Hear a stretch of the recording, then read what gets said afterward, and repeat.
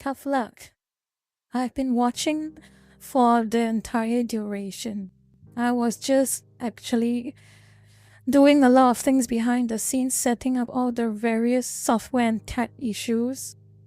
And I saw what you lurkers are talking about, and again, come on, you are better than that. Don't be so shameless, okay? Don't be so shameless. Anyway, I decided to start a few minutes earlier than usual, just so I can sort out all of the kinks and hiccups with having this whole multi-streaming thing set up. Oh wow, okay. This is my first time trying this, and so far I am a bit overwhelmed by the way chat functions. Quite a lot of odd little quirks, multi-streaming, but this is just a testing. I'm not sure what my future plans will be when it comes to multi-streaming. I am still a bit more partial towards streaming exclusively on one side over another. And let's just say I have a particular leaning towards one side over another. Okay? You don't have to guess. You probably already know the answer right now. Anyway, how is everyone doing? How is all the lurkers doing?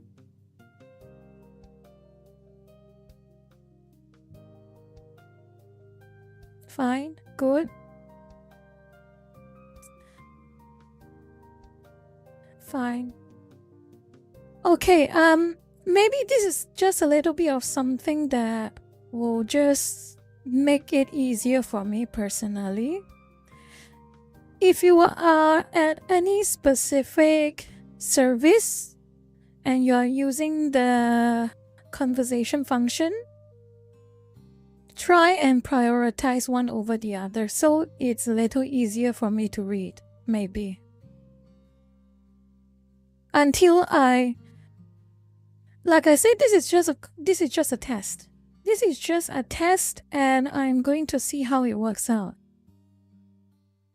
Speaking of which, I wonder if the alerts are working. I actually don't know if the alerts are working. Let me have a look. This is why I started the stream a little early, so I can test it live with the lurkers.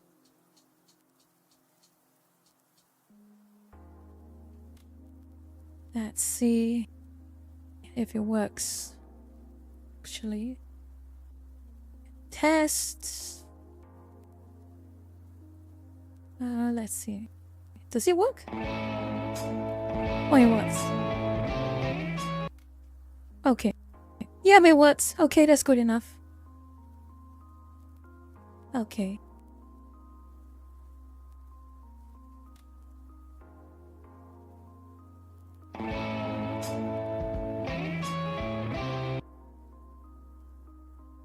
You didn't have to. Yeah, I was testing the tip, but Streamlabs has an inbuilt function to see whether the alerts appear, but thank you very much anyway for you didn't have to fork over money to test it. Okay. I hope everything goes well for the duration of this stream, but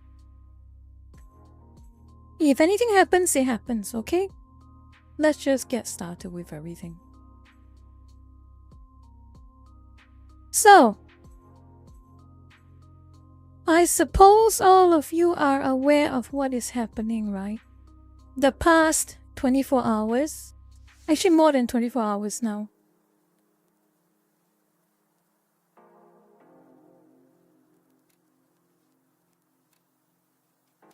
I'm sure you all know what's happening, right? What's happening over the past 24 hours. And It's a bit of a dead giveaway with the title of the stream. And let's just say it has been a very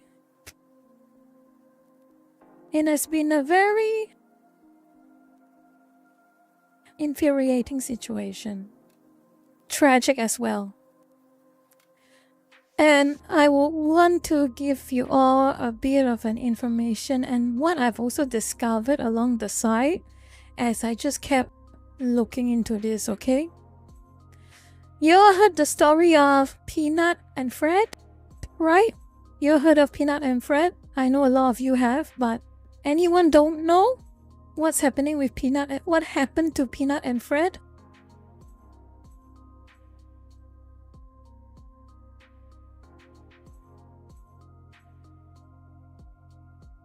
Zenard, for simplicity's sake, what happened to Peanut is exactly what happened to Fred. Okay?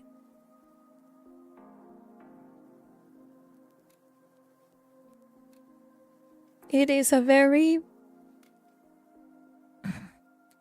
Uranium? No. That is wrong. Anyway, probably some of you all are unaware about it, so I'll just go through with you all. I'll just go through with you all. Long story short, I want to find a video actually. I want to see if I can find a video.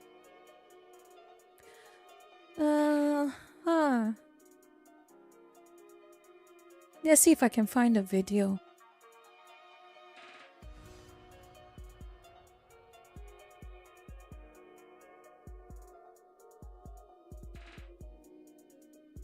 My internet is wonderful. A little slow, but I guess that's expected. Let me see.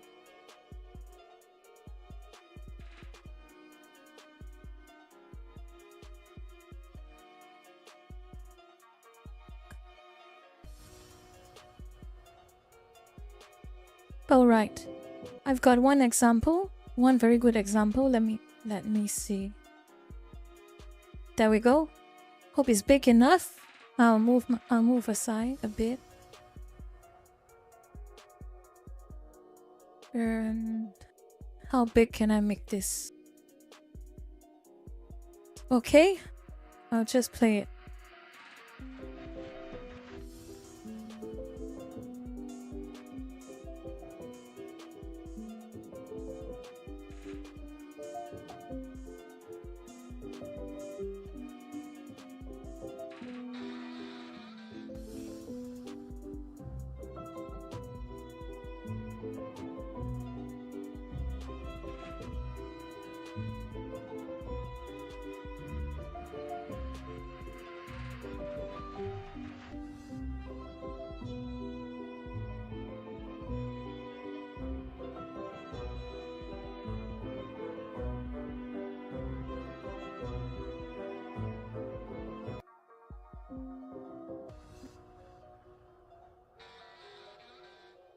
Okay, what you just saw was Peanut. And for those who are not in the know, which probably there is at least one, so for courtesy, I will just explain to you all.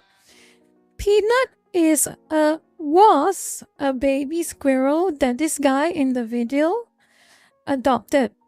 The guy noticed that time baby squirrel lost the mother, and he took in this baby squirrel and raised him for 7 years.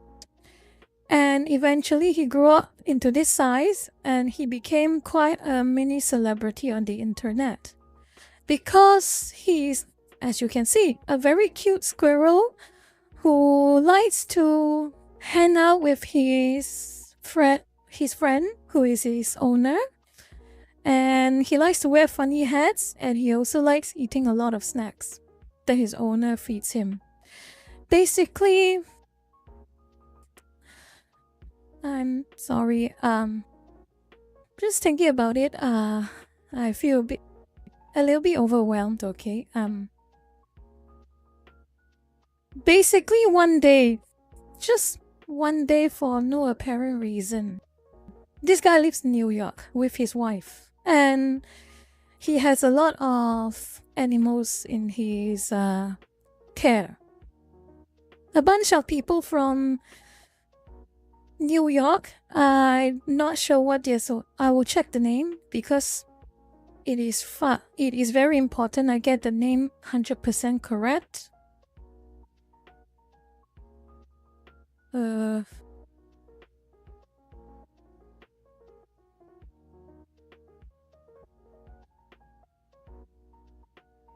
It is called the New York State Department of Environmental Conservation. A very ironic name if I say so myself. This is the website. New York State Department of Environmental Conservation. Basically, they're like New York versions of PETA, close enough. Well, they certainly behave like PETA. What they essentially did was, and I'm not exaggerating, raided this guy's house. He raided this guy's house. I might as well just read what he said in an interview. Actually, that's a lot easier.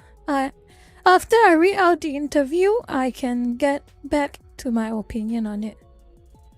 It is not a pleasant thing, not a pleasant experience, but I might as well just read it. Okay. If I have it in a post here, this is an extract from an interview he made with media. Okay.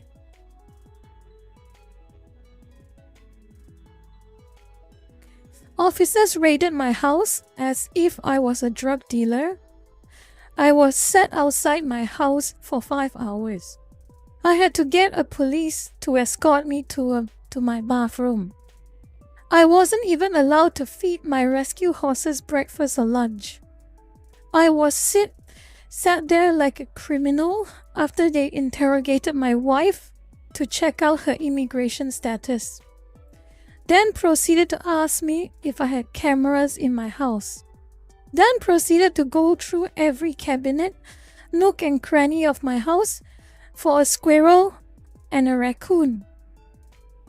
They got a search warrant for departments, and a judge signed off on a search warrant for a squirrel and a raccoon. And then they took them and ended them. That was a snippet of his account of the incident. Okay? That was not...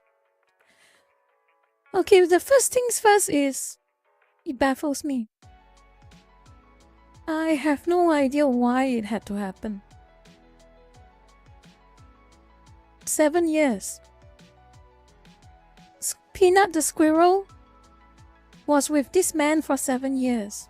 The raccoon, probably around at least as much time as the squirrel. And just for no reason at all, this department told them, treat the owners like criminals, and their friends were just ended. Just like that. And their excuse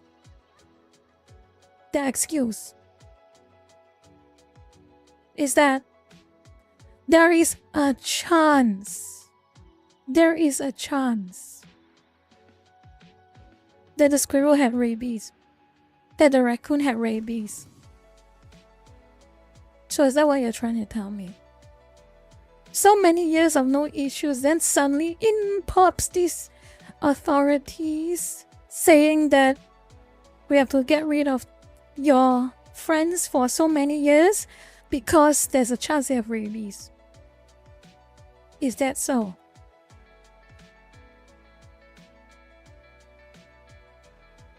Is that so? Okay. And the excuse they cited. Okay, I've seen two problems exactly. The first thing,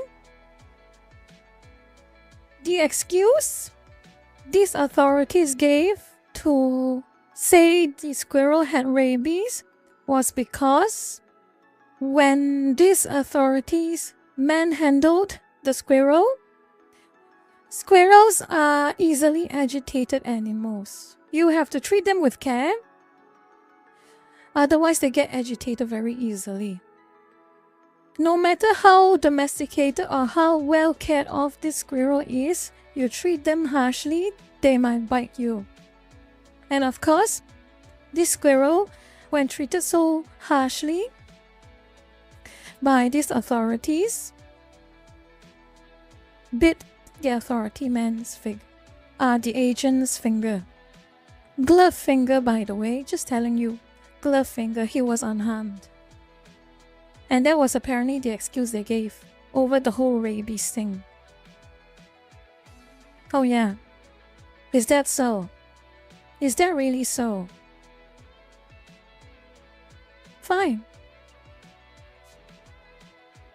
Let's just say a lot of people have been talking about this incident, and I want to show you a little something. This is CDC, US, talking about rabies and what are the highest risks of rabies in the country. Okay? Raccoons, skunks, foxes have the highest risk of contracting rabies if they bite you. This whole article, you can look at it for yourself. Not a single mention of squirrels. Not even one. Not even one.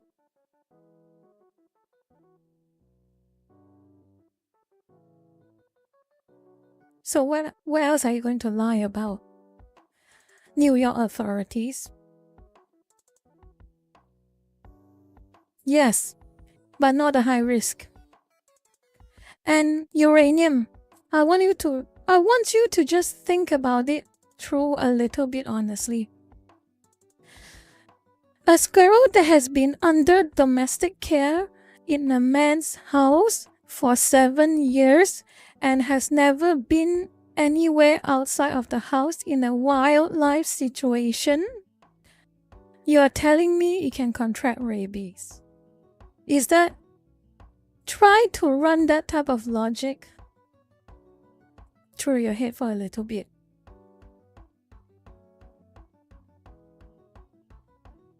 And knowing this man, he has a following on Instagram and a few other sites. People know of him. Very likely, all his pet companions are vaccinated. They are probably protected from all of these conditions. So it makes it doubly frustrating that this had to happen. It was doubly frustrating it had to happen. So, what happened after this very tragic incident? Well, I tell you what happened. The internet happened. Now, let's just say I will not name any names about the so-called authorities, but let's just say the internet reacted the same way as 4chan did over the abuse of cats. Which means very little mercy. Very, very little mercy. Very little being held back. So what they did was people started digging. And they zeroed in on 4 individuals. 4 individuals who are in charge of various positions of power within that department that ended the Peanut and Fred, the Squirrel and the Raccoon. They got 4 names. Found 4 of their public Twitter profiles. Probably even their work profiles. And suffice to say, these 4 accounts, the 4 individuals have they have either deleted their history, deleted their accounts, or they have gone into protected mode. Very expected.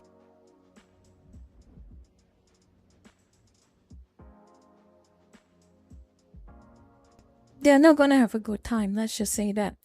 And you know what else? You know what else that really angered me when I found out information of the people working there who were responsible for all this decision making? One of them, at least, his salary is $200,000 US. That is his salary. Imagine getting paid $200,000 US to do these things to regular people and their pets.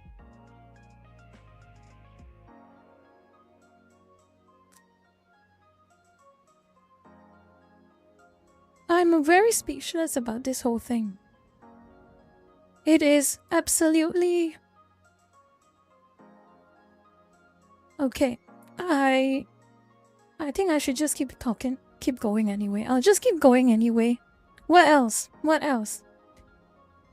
So, people have also found out the name of the judge who signed off on the warrant.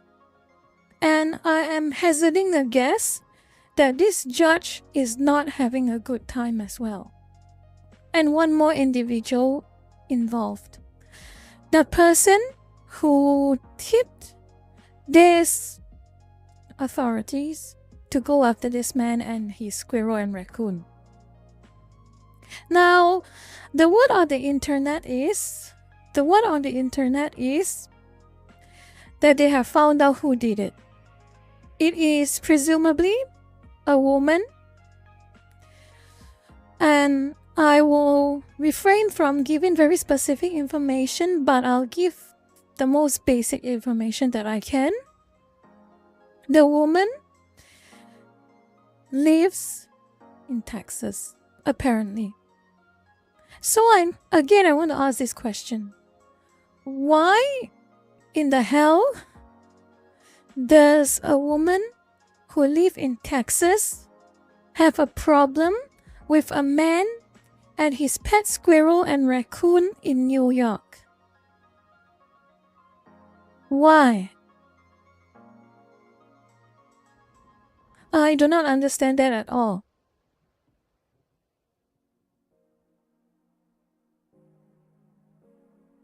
So, people have... Okay. And I want to offer a bit of fairness also before I continue. Twitter and Facebook has been quite vocal and naming this individual out who presumably reported to the authorities about the Squirrel and the Raccoon. And of course, internet being the internet, they have very little mercy for people who do things like this. And to offer some fairness, which will not be a lot, but I feel I should do it. There was... Let me see if I can find it. Oh, of course I can find it. Okay, there was a TikTok video that came out a few hours after the name of the person who snitched. Hi JZ, I hope you are well today. Anyway, moving back to the topic.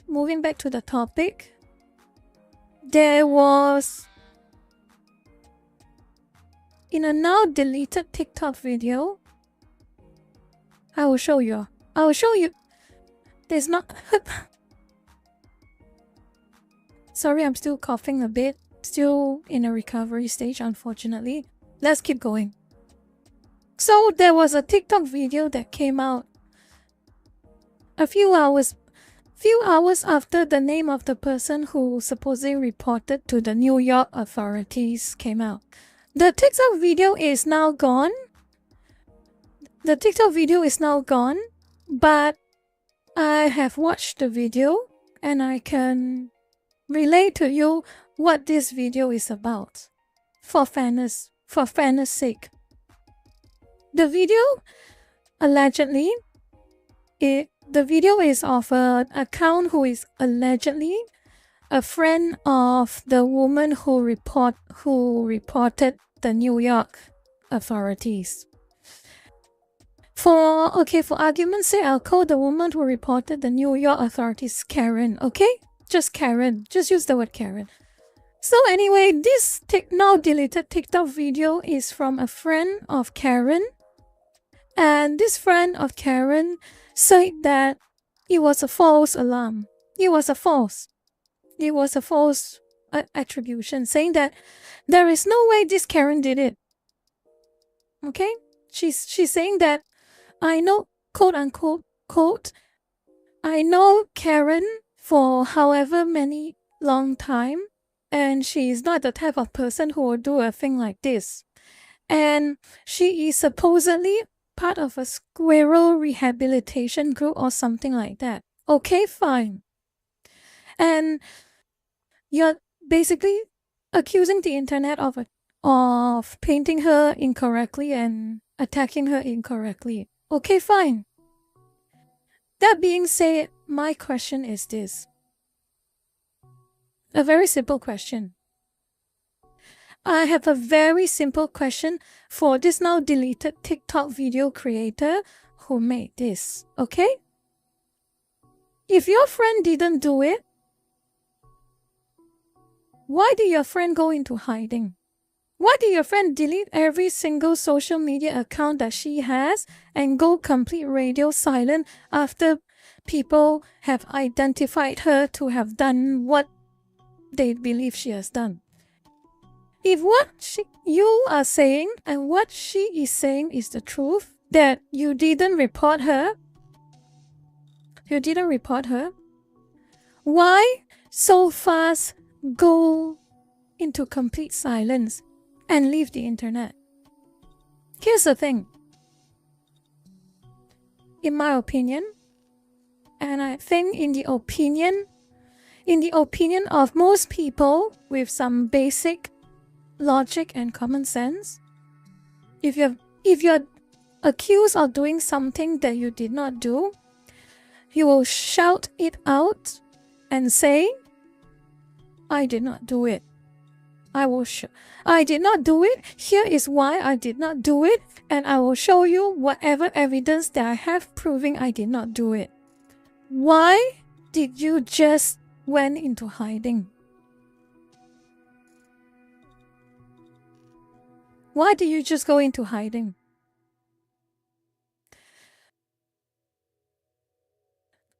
Some old sayings are still true. Despite how cynical some people might be, some old sayings still remain true. If you believe you have done nothing wrong, you will not be afraid to say your piece. You will not be afraid to go into a crowd and talk about your side of the story. If you know you did nothing wrong and you have been falsely accused. This is not the behavior of someone who has been falsely accused, in my opinion. If she came out in front of a camera and said, I am so and so, I am Karen, and people are saying I reported this squirrel and caused this tragic incident, I did not do it, and I'll show you why I did not do it. At least now, people have reasonable doubt. People can doubt the accusations, and less people will have a very unpleasant reaction towards you. Let's just say that.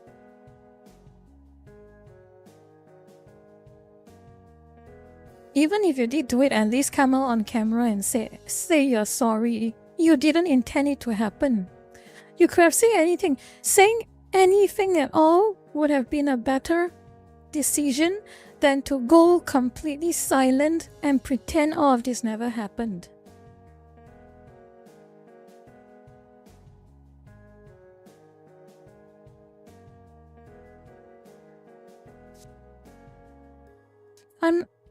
Unfortunately, this is a very terrible situation. But I still believe say something is better than saying nothing. That's just my opinion on a matter as hot and burning as this.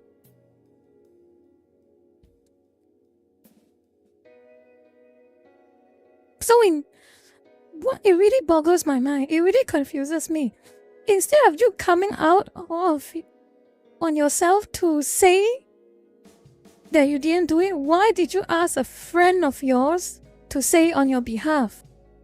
That's already 1 point against you, Karen.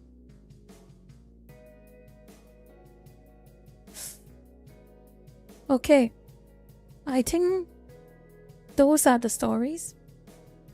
All in all, the people who are both proven, both shown, and presumed to be responsible for the incidents of the Squirrel and the Raccoon, Peanut and Fred, not even one of them had even the baseline courtesy or courage to at least come out and admit they did it. Not even one.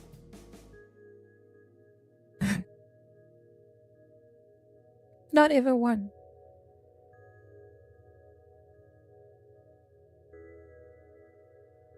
This is not going away anytime soon. This is not going away anytime soon. It will be, for the lack of exaggeration, it's not an exaggeration in my opinion. It is not an exaggeration in my opinion, but this is about as serious of an incident that has gained internet spreading the same way Harambe has. It's like a second Harambe incident. And I say this without joking, and I say this seriously. Oh, 09, you are busy? Okay, you gotta leave early again tonight, go back. Okay, take care, 09. Hope to see you another time. And always welcome to join back.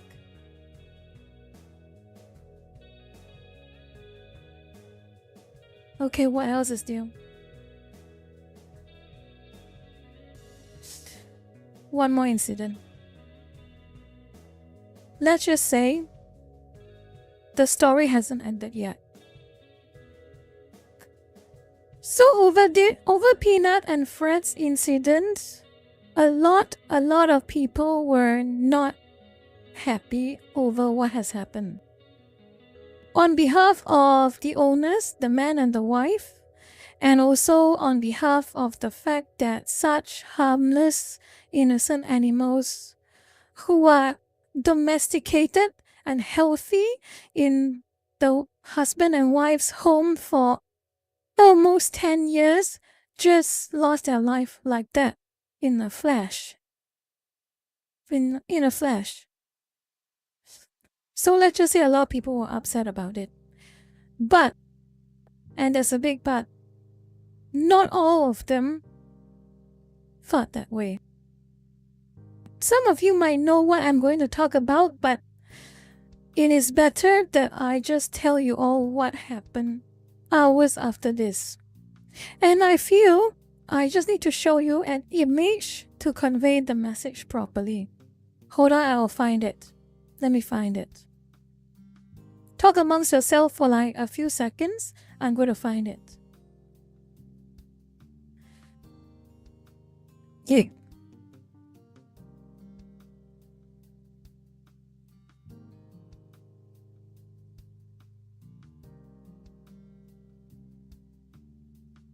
Okay, I found it, and this was not funny at all.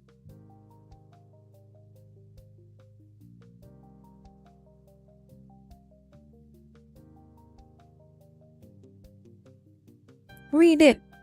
Just read it.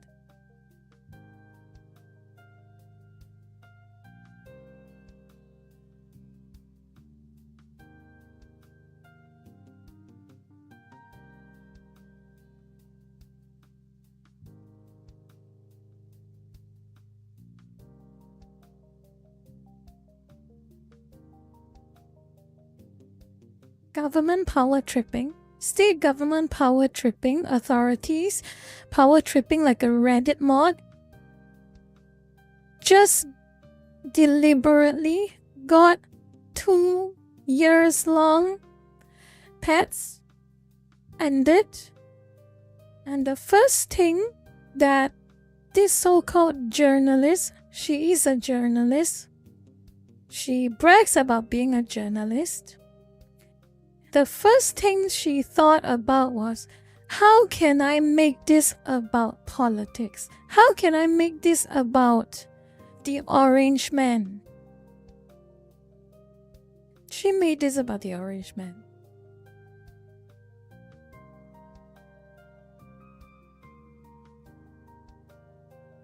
She made this about the orange man.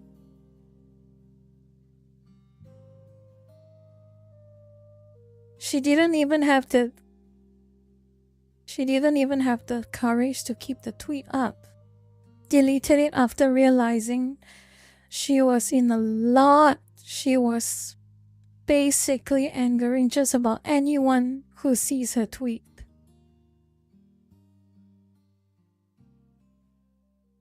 It's not over yet, by the way. It's not over yet. I posted about this as well, and I'm sure a lot of people have saved this image onto their hard drive or on their phone and archive her tweet for all I know. But this is not the end of it, okay? The punchline to all of this is there are people defending her. Will you believe that? There are people defending her.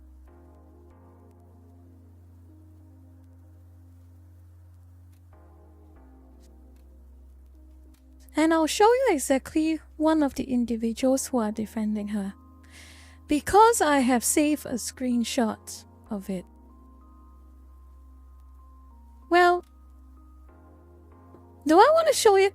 Nah, probably I won't show it. You all know I have talked about this specific individual for quite a bit. Let's just say that.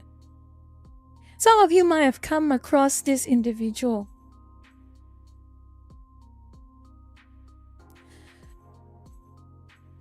You know what? I'll just show it. There's no point. I just wanna show it. I don't know what to say. Again, for your information, this is purely educational purposes and is to illustrate a behavior. Do not direct anything against anyone. I am saying this outright. This is purely for educational purposes, okay?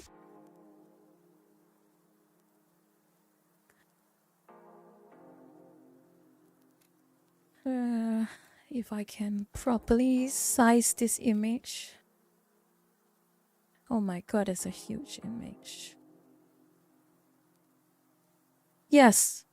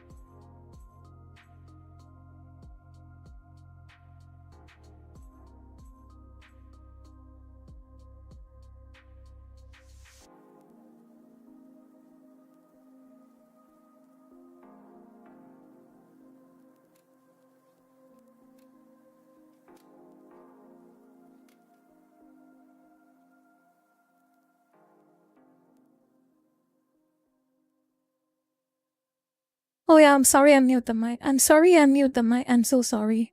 I was a bit too absorbed. Where was I? Where was I at? Oh yeah.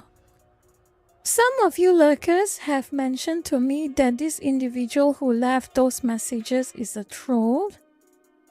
Here's the thing I've noticed lurking the internet myself for quite a few years. Okay? For quite a few years.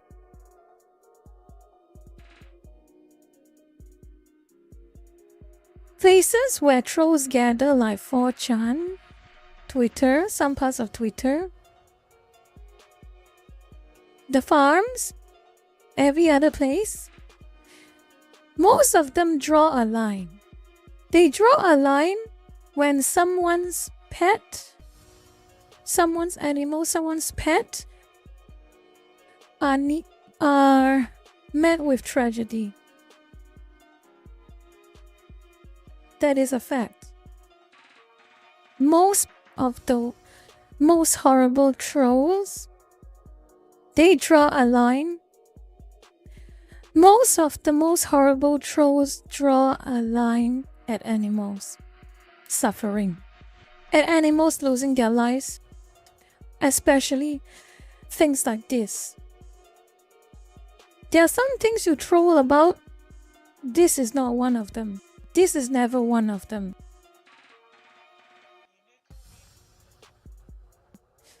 And here's the thing. From the screen cap you saw of that individual, you can see that individual's, again, purely educational purposes, okay? The individual does not appear to me one thing. If this individual is trolling, that individual will have to be 100% aware that trolls on the internet normally draw a line on this. Okay? This individual has gone too far.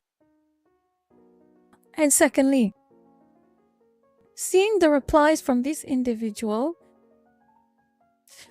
I am reaching to a conclusion that the individual is only siding with that journalist because he or she agrees with that journalist's opinions. Because there's a lot of replies this troll has been giving towards other people replying to him or her. And the troll basically is trying to make it all about conservatives, all about right-wingers and this and that and what about this, what about that, running as many defenses as they can to justify what the journalists say. So no, I do not believe that this individual intended it to be a joke or intended it to be a troll. It is an excuse. It is a shield. It's just a way to, as a plausible deniability type of tactic.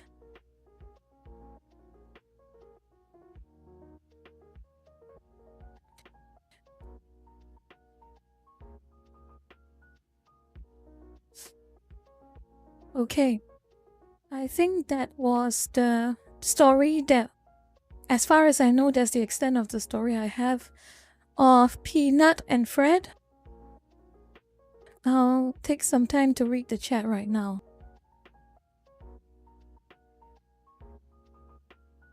Let's see.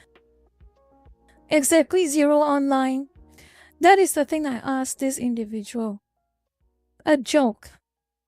It's humor. Okay, where is the joke? Where is the punchline?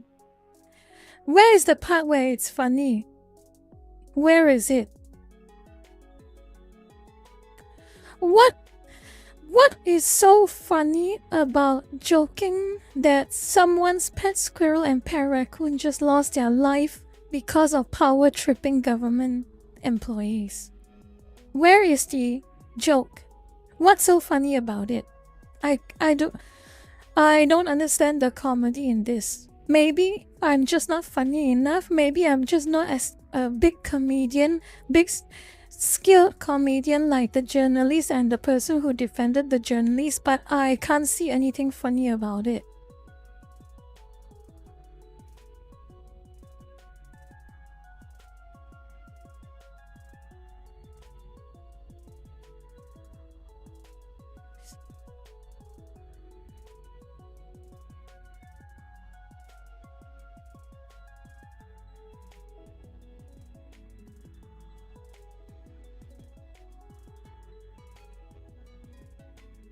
Okay.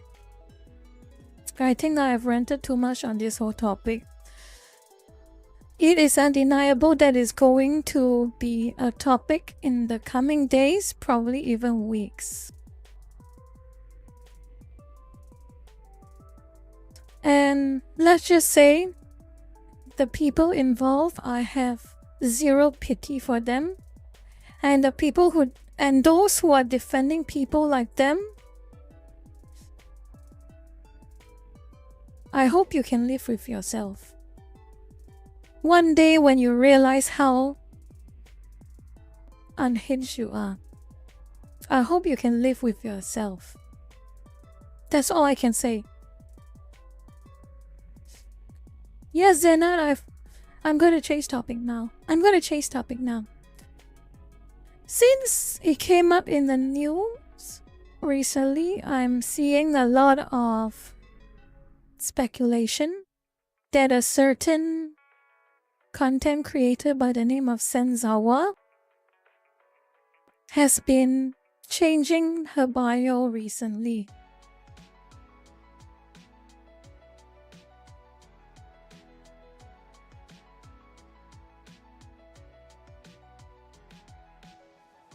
Well, she changed her bio.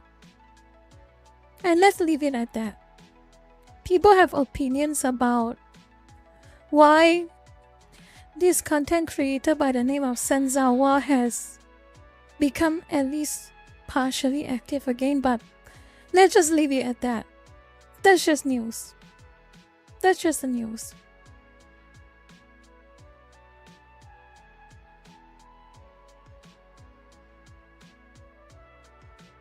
Could be a number of things, that's right. Could be a number of things. It could... What I will say is...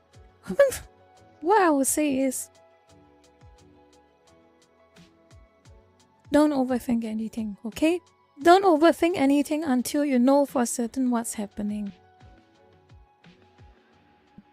That's all I'm going to talk about on the topic of Senzawa, okay? I want to move on to a different topic. Let me see if I can grab it. Let me see if I can grab the new topic.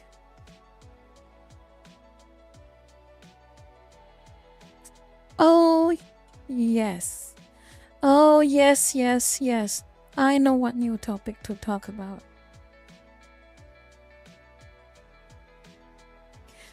Some of you lurkers are probably not going to like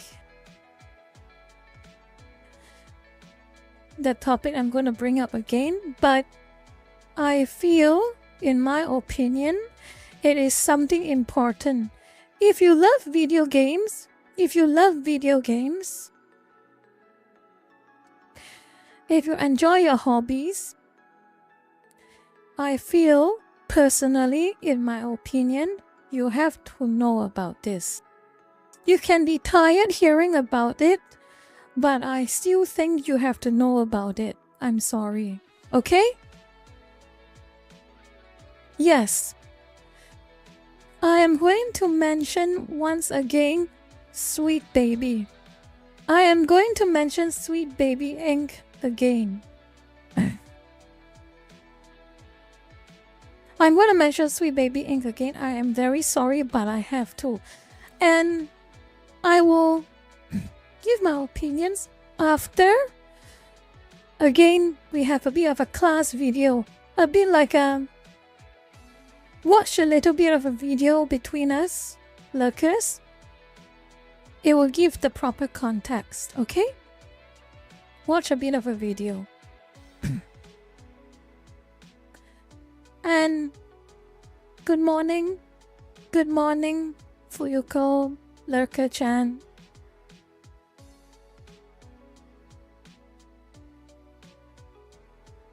Mimic China box. It wasn't. It wasn't a burp. It was clearing my throat. Stop thinking so much. Anyway, I need to show you all this video. And I will give credit where it's due, okay? This is a video from... Yep. I'll show him. I will give credit to this guy. I'll give credit to this guy.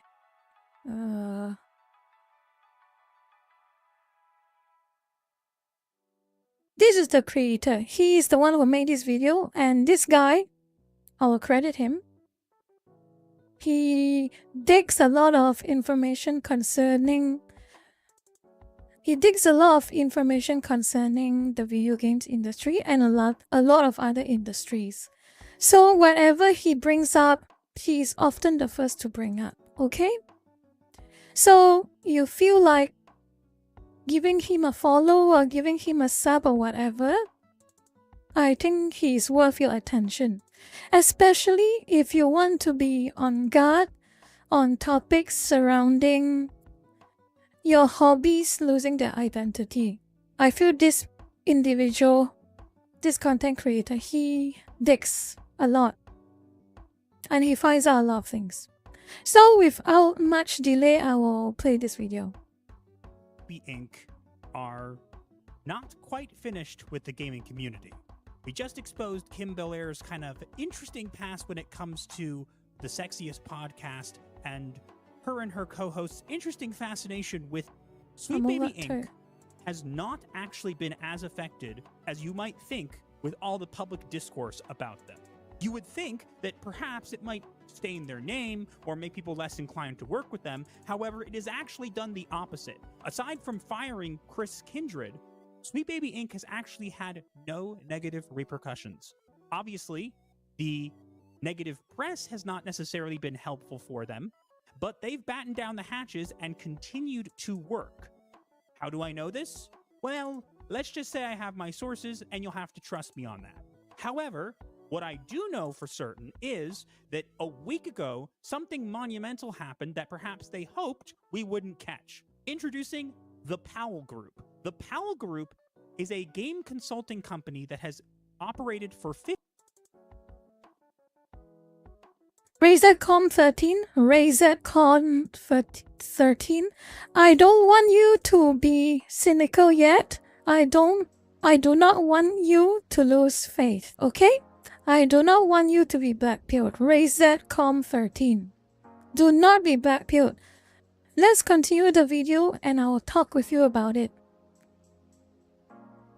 For 15 years and has helped many different studios not only get funding but reach a wider market as well as develop their games and IPs. Now, why is this a problem? You're worried, oh, maybe it's a consulting company like Sweet Baby Inc. Oh no, it's not like Sweet Baby Inc. It is Sweet Baby Inc. What do I mean by that? Well, as of a week ago, if you go and look, the Powell Group announced, "We believe you need diverse voices to solve diverse problems. Together with our partners at Sweet Baby Inc., we provide sensitivity and authenticity consulting at every stage of development. We connect you to an inclusive and knowledgeable team of consultants to best bring your story to life. Our approach leads with the creation of joyful and authentic experiences. We seek to be additive, not just corrective. Reach a bigger audience. We believe that representation is key to connecting players and audiences. Appeal to a wider reach of players with more inclusive storytelling. Tell new stories. We tackle narrative and character in any form, keeping emotional resonance and authenticity at the heart of our work. Represent empathetically. We seek to spark joy in marginalized players, elevate real human experiences, and foster empathy within." Okay, there's a lot of buzzwords and a lot of nothingness, but let's keep moving. Let's keep moving. Let's fast forward a little bit more. Sensitivity and consulting. If you click it, you will notice that it says the same message that they're posted. However, as you can see, a bunch of colored blocks and the Sweet Baby Inc. logo. That's right. They're not just partnering with Sweet Baby Inc., they are going to help Sweet Baby Inc. reach a wider market and be able to appeal to more studios, more gamers, more companies under a name that is more trusted in the industry. They have worked with a bunch of different studios such as Mastiff, Hyperbeard, AWS, Tripwire, Torn Banner, Night Dive, NetEase Games, Maple Powered Games, bunch of different games. So that's why I'm making this video, to inform and to let you all know about this is happening, because we need. Okay, we are done with that video. So what's the takeaway from this? What is the takeaway from this from my own assessment? Don't say too much yet. Don't say too much yet. We will get to that later. Okay?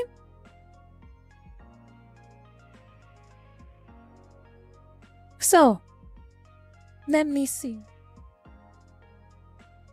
Powell Company, all of these pretty words, all of these so-called accolades and all these things, they are all...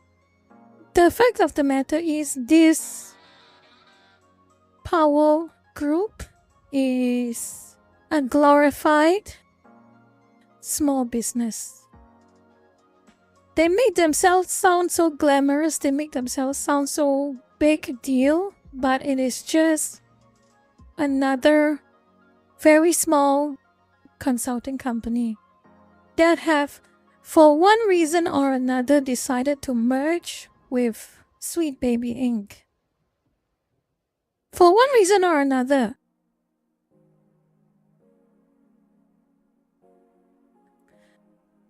And here's the thing. Here's the very odd thing I find.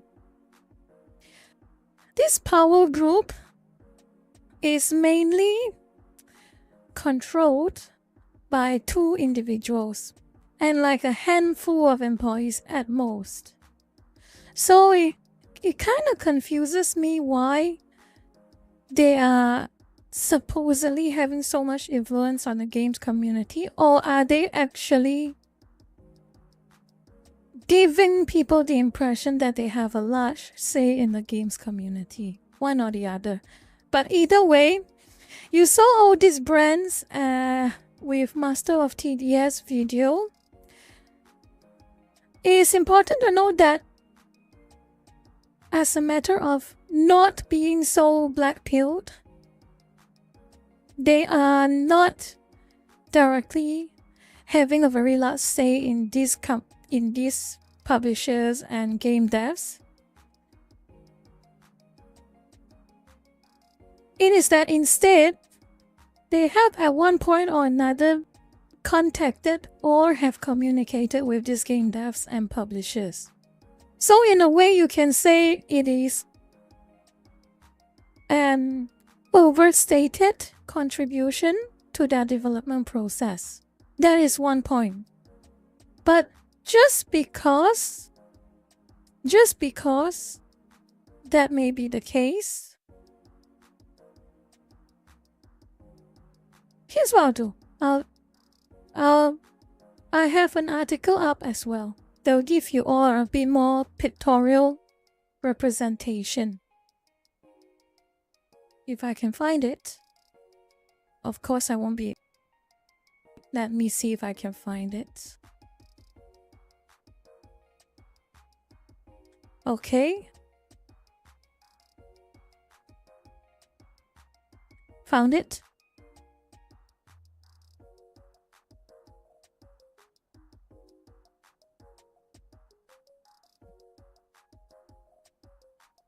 Article. So this is from, I'm sure some of you have heard of this outlet before. Again, credit where is due. Smash JT. You all have heard of him before, maybe? On the off chance. But either way, Smash JT. He used Master of TDS, unveiled information and dug a bit more. So you can have a look at this article at your own time. And I think this is one of the most big giveaways.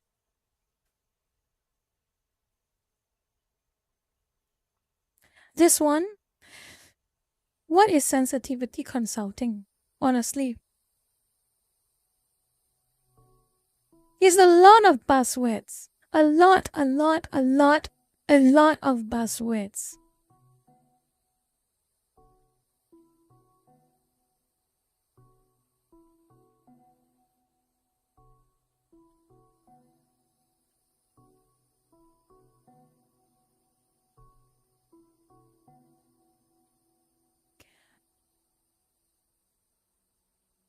I've lost count of how many buzzwords that actually appeared on this. But anyway, this was the news from yesterday.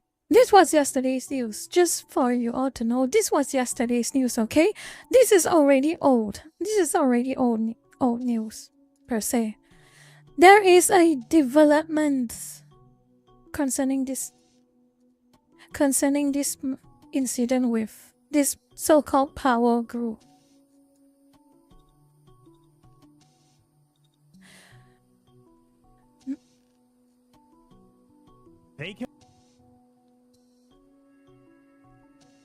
I'll give you the short story anyway.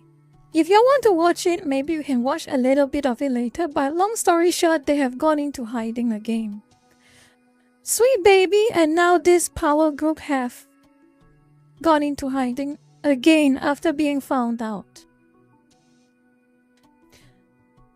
Apparently, this collaboration between Sweet Baby Inc. and Power Group was something that has been a thing for 2 weeks, but ever since Master of TDS, this contact.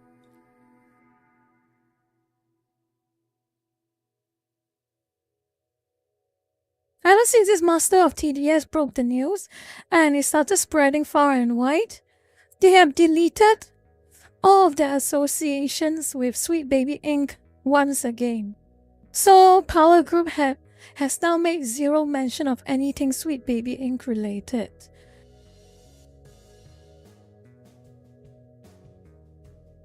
Very interesting.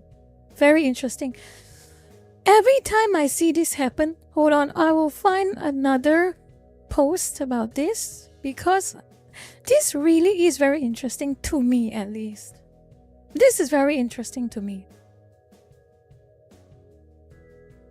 Here, remember, I want you all to remember, these individuals are supposedly very proud of their work. Okay? As Varadak. So, Power Group and the Sweet Baby Inc. staff with Power Group all completely scrubbed from their website. All completely gone. For some very strange reason, there is no more mention of Sweet Baby Inc. in any of their websites, any of the LinkedIn and any of their YouTube videos and all of that things. So, this was originally the page, and just today, gone. It's completely gone.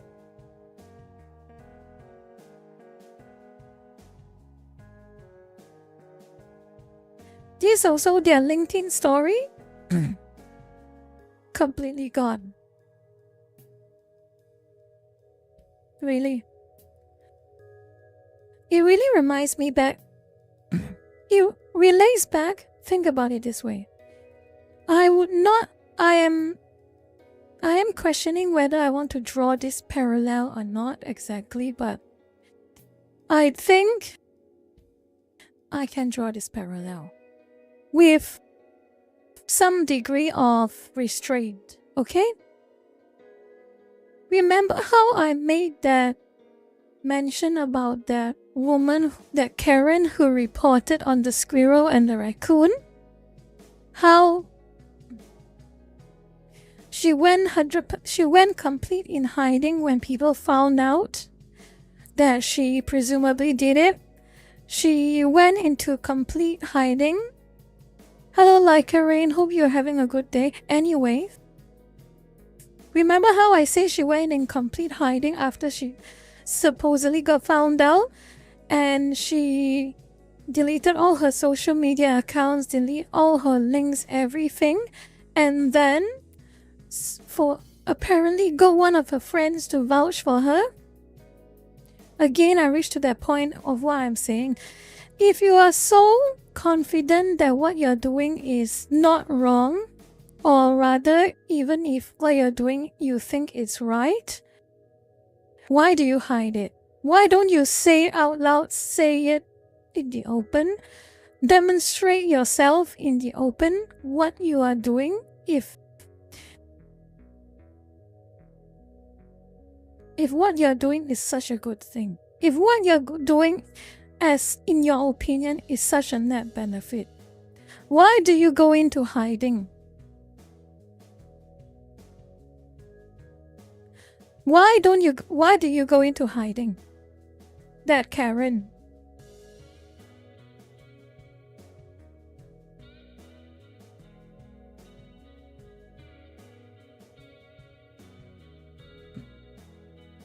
Same logic applies to Sweet Baby Inc.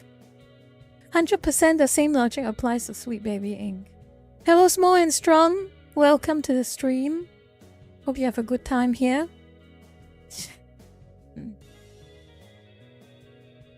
100% applies again to Sweet Baby Inc. If you are so confident in what you're doing that is the right thing to do, you wouldn't even want to hide. You would show it off everywhere you do. Do it out in the open, do it with your head held high, do it proudly. But no. The moment people notice, the moment people outside of their inner circle start to notice, they hide. They run away. They sweep under the rug all over again, pretending it didn't happen.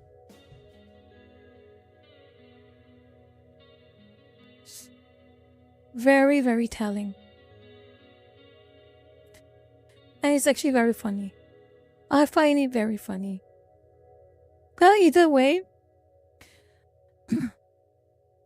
Powell Group, as I've showed you the images just now from various people who reported it, Powell Group deleted everything and pretend none of it ever happened. Their involvement in Sweet Baby Inc. didn't happen.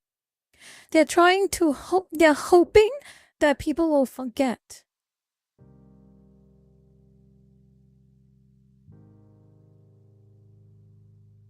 Hello Jaded Arts, welcome. Hope you're having a good day. Small and Strong.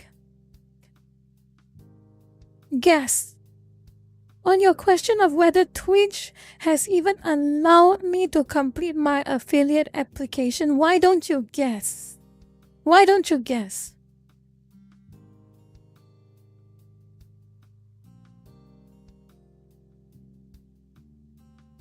Why don't you give it a guess? See whether Twitch has actually let me. Spoiler alert. No. Still have the same error that I posted on Twitter. Nothing has changed. Not even once. Small and Strong, do you actually see my post on it though? Do you see my post on it though? It's not even that they rejected my affiliate application. It's that I can't even finish the application. That's how unique the situation is. I shall show you. Small and Strong, since you're here and you might not be sure what's happening, I'll show you exactly what my issue is, okay?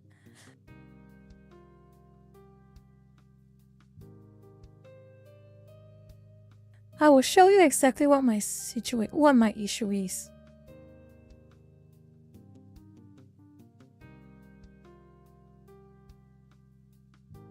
If my internet loads it, that is. If my internet... There we go. I don't know when you got affiliate Small and Strong, so some other VTubers have been telling me the process might have been different, but this was the experience I received. I'm going to open it right now. This.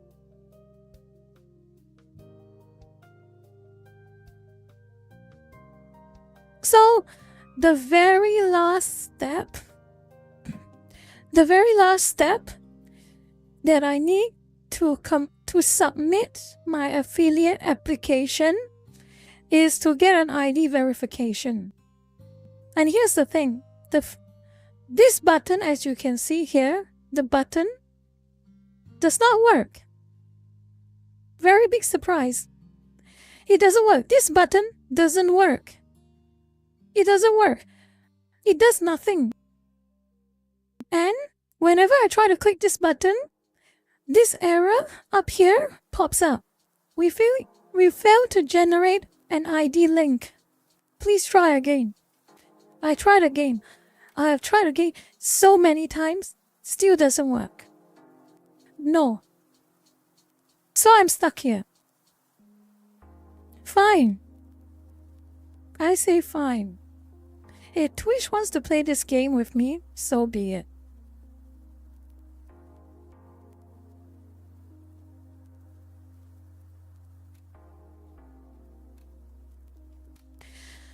Lucky you, small and strong. It used to be automatic. It's not automatic for me.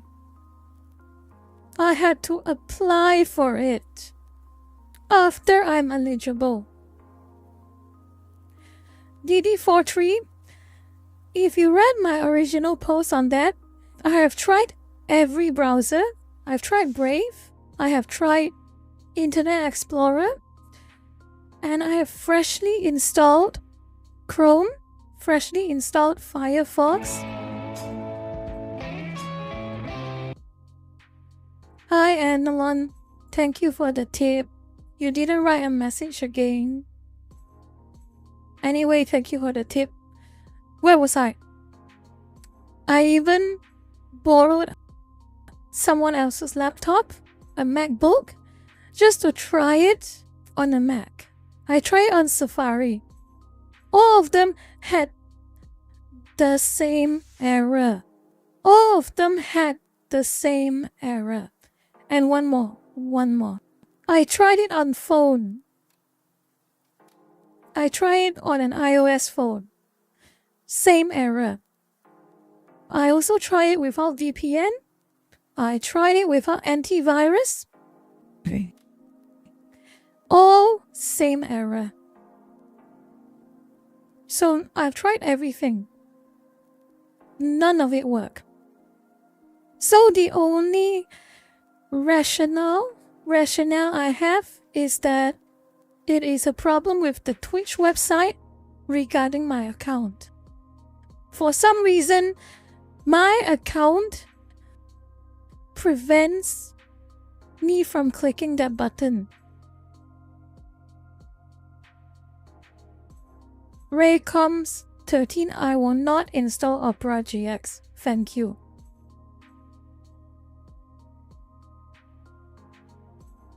Hey, you know what's even funnier?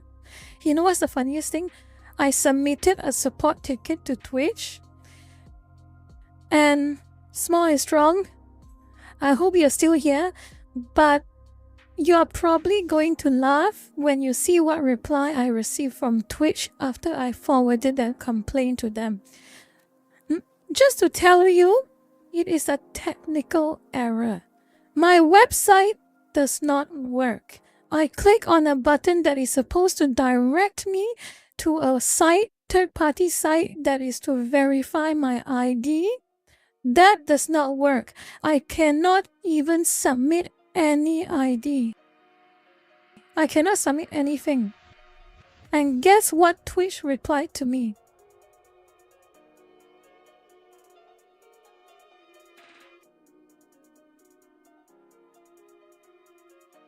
Twitch. Is this a joke? Is this an idea of a joke? Is this an out of season April Fool's joke, Twitch? Is this an out of season April Fool's joke, Twitch? I am telling you right now, I'm spelling it out to you in every single support ticket I've sent to you, that I cannot even open the site. I cannot even open it. You will not redirect me to the site. How am I supposed to even submit information accurately if I can't even submit information? How am I supposed to do that?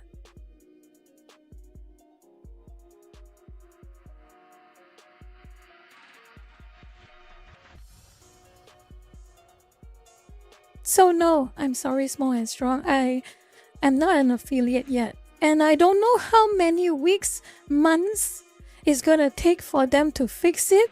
But I do not have much confidence that it will be fixed anytime soon. So for now, I will have to make other plans.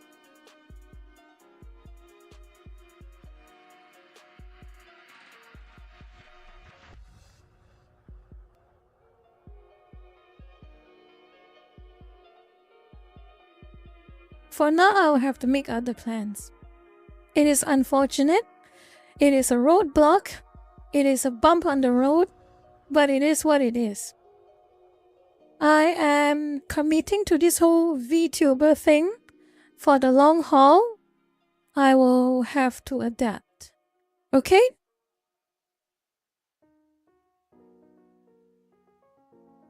Sushi? No. Short answer is likely not. At the end of the day, I need to sort out my priorities. I need to be realistic. At the end of the day, I need to be realistic.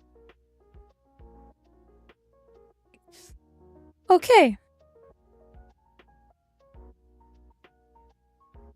Okay. Let me just get something to drink.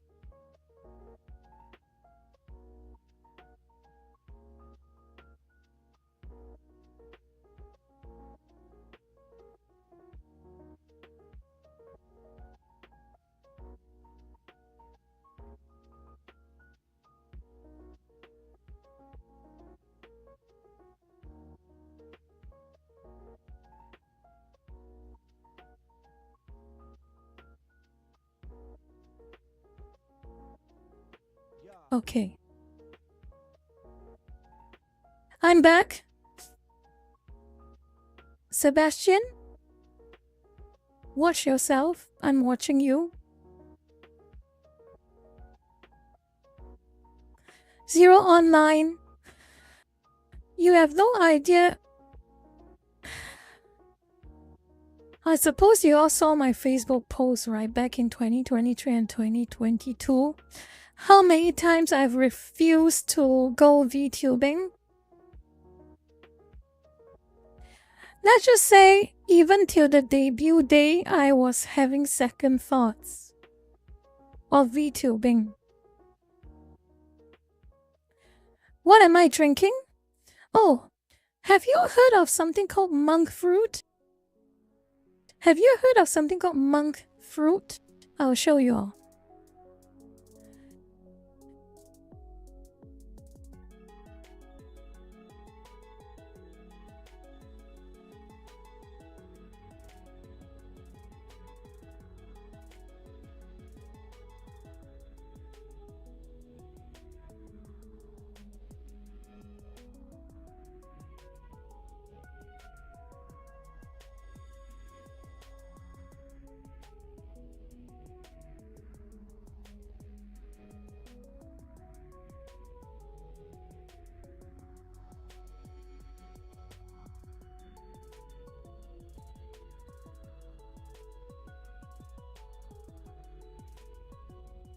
This is a monk fruit, okay?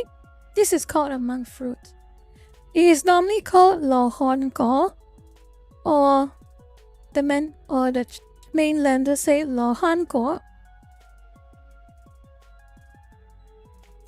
It does not taste like kiwi at all. Let's just say it is a very sweet fruit, and in my personal opinion, I really do not like its taste. I really do not like the taste of lohonko, unfortunately, but it is a very, if you brew it as a tea or as a drink, it is very, very good it is a very good drink to help with sore throats and coughs. It's a very good drink for sore throats and cough. That's why I'm drinking it. I really don't like it, but I have to drink it. Some people do love it though, but not me. So I drink a lot of this. For the past week or so, since I've been having this fever, I've been drinking a lot of monk fruit. Alongside barley. Monk fruit and barley.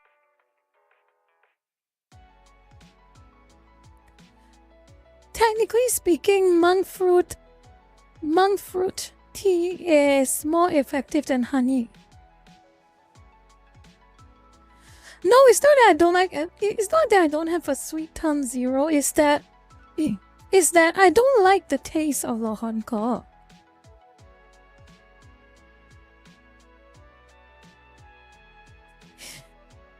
And also, monk fruit is naturally, despite being sweet, very sweet, it has naturally less sugar than other sources of sweetness like honey and cane sugar. So some people consider it as like a vegan and healthier option for sugar intake.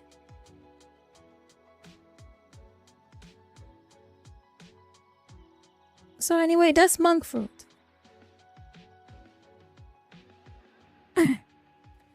Peipaku is...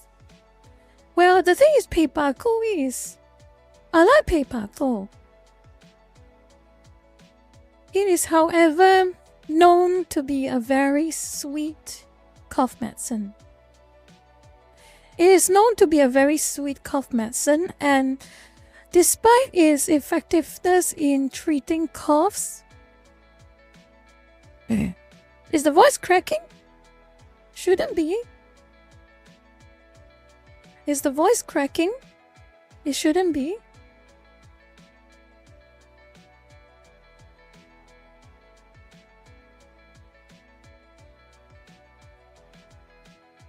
A little bit.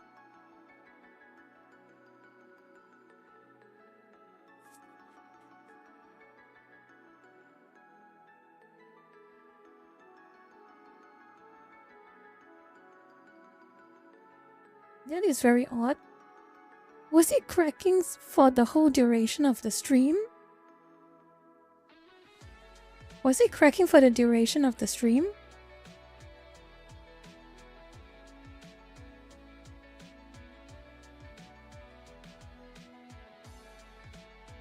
Oh, just now. Very odd. I suspect maybe it's a problem with multi-streaming, I guess. The bandwidth might be causing issues. A reminder, this is the first time I'm multi-streaming. So... Maybe that's the issue.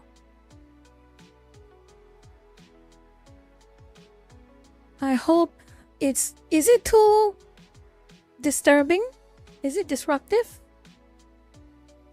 Is it too disturbing, the voice cracking?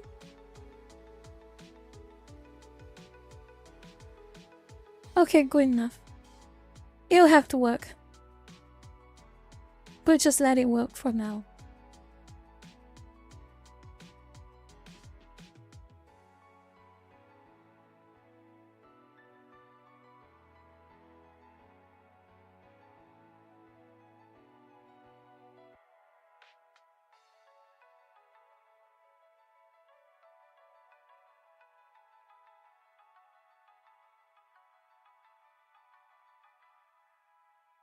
Well, anyway. That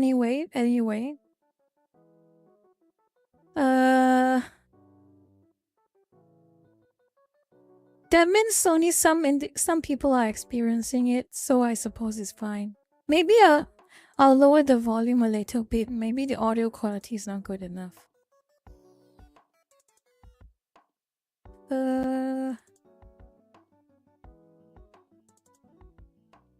Okay.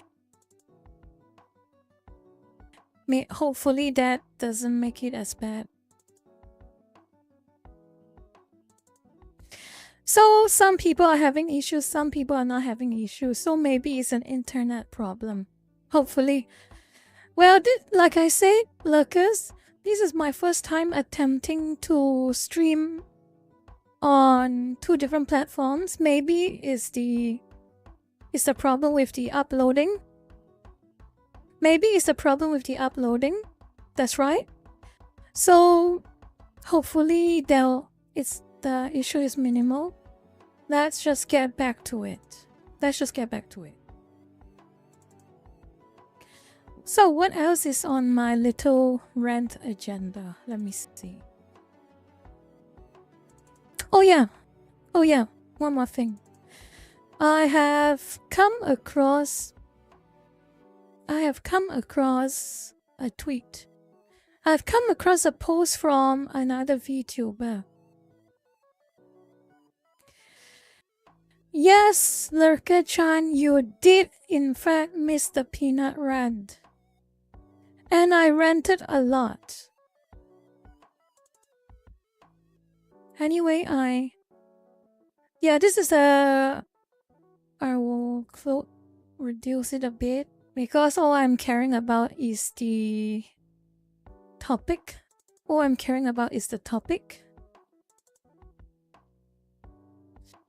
I read this post from a supposed VTuber, and I feel like I have to address something. I have a bit of an opinion on it, okay?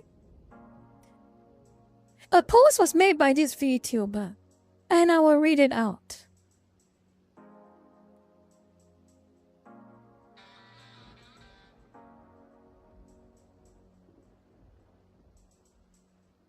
VTubers and streamers. I know it is meant to be encouraging, but I keep seeing posts reminding people that 5 viewers is a full room, and they usually come from much bigger streamers. But 5 people aren't going to pay rent for me. 5 people won't give me money for groceries. The encouragement is nice, but I feel like it comes from a place of ignorance or even arrogance. For people trying to survive in today's economy, knowing 5 people is a full room isn't going to make a difference. We might feel good, but how much will that actually reflect on our lives? Just a reminder, sometimes these encouraging posts read more as toxic positivity than useful advice. Okay?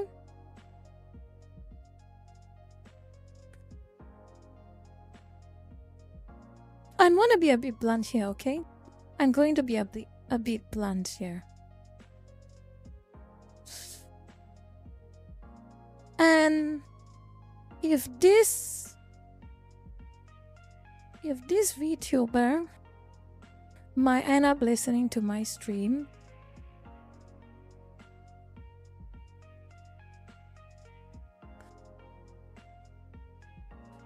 if any of you are listening to this stream, here's my personal opinion, okay? Here's my personal opinion. Just keep doing what you do. There's no 2 ways about it. When you start out in anything, whether it is streaming, YouTubing, or even running a page on Facebook, it is expected you will start off rock bottom. Start off with nothing, a clean slate. But what distinguishes you from a failure to one who ends up succeeding is how much you're willing to put in and how long you're willing to invest and keep going. Here's the thing. Everyone starts out hard. You start from nothing, it is expected it will be hard. Whether it's an actual job like a 9-to-5 job or in this case streaming, it will be hard. I will not deny that it is hard. But just because it's hard, that doesn't mean you need to give up. Just because it's hard and you are personally struggling, it still does not give you the 100% right to lash out at people in a fit of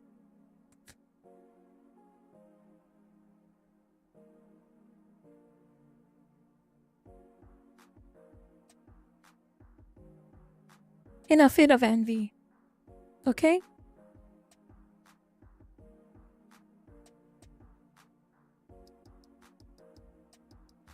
I can only tell this Vtuber to keep doing what they're doing. Streaming is not easy, much like everything. Nothing good comes easy. You want to make money from streaming? You want to make a career out of streaming? There's only one thing you can do. Keep streaming.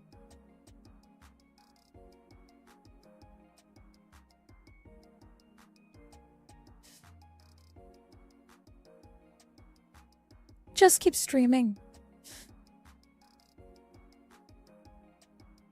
I will not blame you for having thoughts like this. But what I can offer you is just keep on keeping on. Nambo, welcome. Welcome, Nambo, welcome. My advice to this individual is, I'm not going to insult this VTuber. I'm not going to mock her. I am not going to say anything condescending or insulting to her because at the end of the day, I only want her to know nothing good ever comes easy. If you want streaming to be your career, if you want streaming to pay your bills, keep doing it. Keep doing it as often as you can. Keep doing it whenever you can, when you have the strength.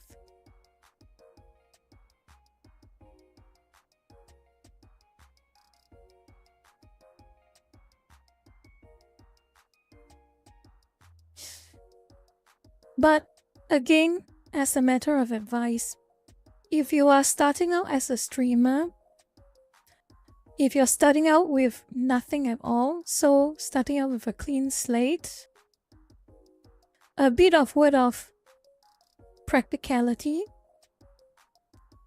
if you are strapped for finances, you have rent to pay, you are relying on yourself, you have no family who will financially support you or take care of you,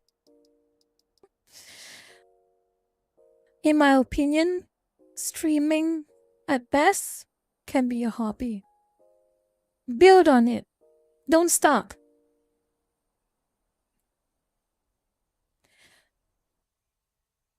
That's the only thing you can afford to do.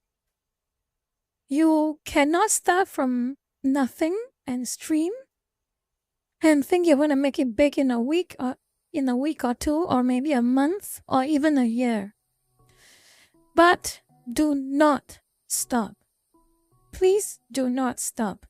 If this is where you want to go, if this is your calling, keep going. You can slow down, sure. You can take a pause, of course. But don't stop. If you know this is what you want to do, keep going.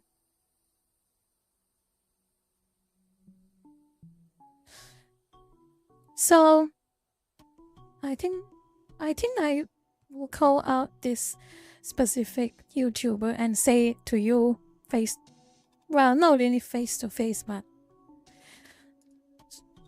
new Vtuber to new Vtuber, okay? Next Hesperia, don't give up, okay? So long as there is a path forward, keep walking it. Every viewer you gain is an achievement. You will never not be an achievement. Don't take that away from you. Set your expectations realistically. Temper your expectations. Create mini goals.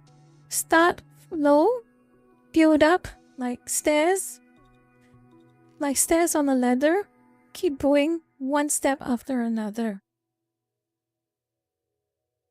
One day, you'll make it. And you will feel so good. And you will feel so happy. You will feel so satisfied. I'm sorry. I coughed again. I'm sorry. What I want to say is, one day, next Hesperia, you will feel so good. You will feel so satisfied. You will feel so happy that you kept moving. One day. It may not be today, it may not be tomorrow. But it is a certainty if you keep doing it. Okay?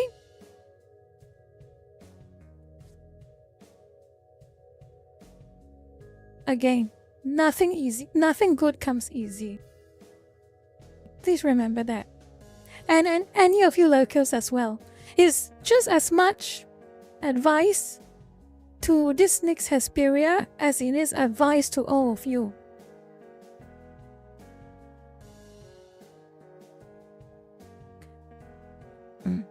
If streaming is your dream, if streaming is something you feel like you are excited to do, go for it. Know your limits. Know what you can and cannot do. Build based on that.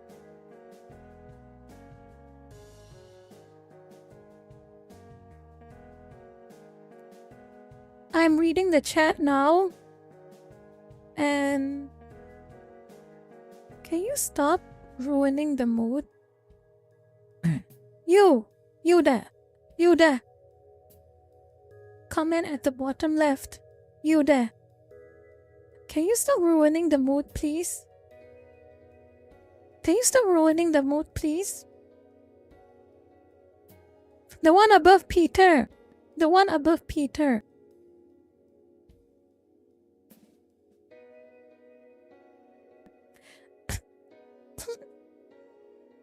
I am giving a pep talk to next Hesperia, and I'm giving a pep talk to the lurkers, and you are ruining the mood.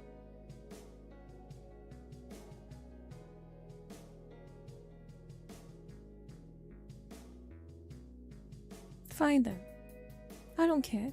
No, I care. But watch yourself. Watch yourself. Anyway, that was my other ramble, okay?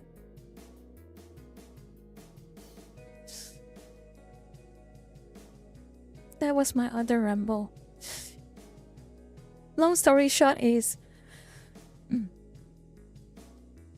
I saw this post from this next Hesperia, and I am, in my opinion, I am a bit disheartened that some people have taken her post with a bit of hostility.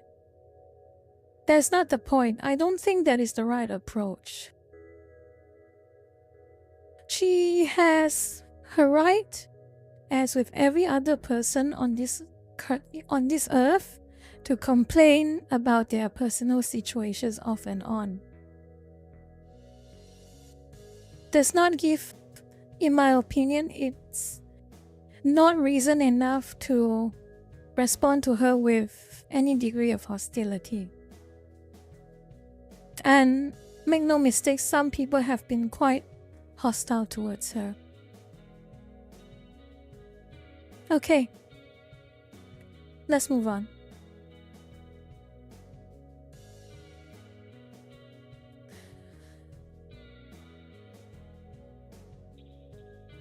There was another topic I hope you saw. A Warhammer 40k artist got banned from the 40k subreddit and started editing their artwork.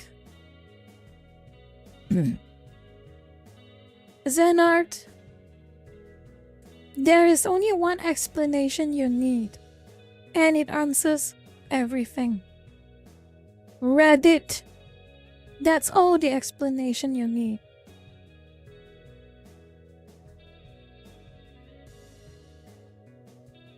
RaceCom 13. If there is a silver lining from this, is that I have seen Twitter back in 2017 and 2018, and Twitter now, as in current day, current hour, there has been a change. Without doubt, there has been a change. But of course, change is progressive, and I hope it gets better with time.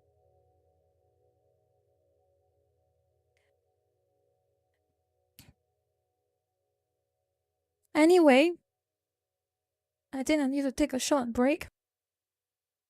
A few minutes, maybe? 3 minutes, 4 minutes. I'm gonna take a break. I'm gonna fill up some water, and I'll be back with you all in about a few minutes. Okay?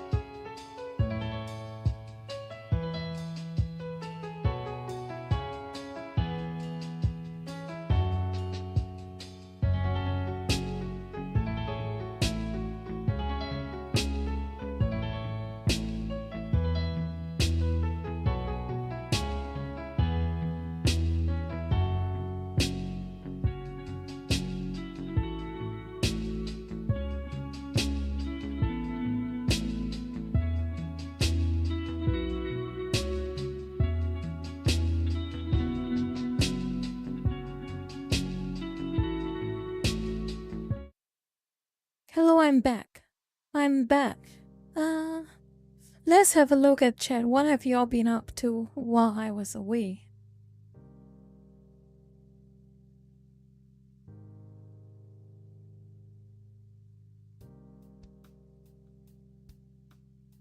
Why are you all so predictable? Why are you all so predictable all the time? Every single time. Hello, Lurker Clipper. How are you today?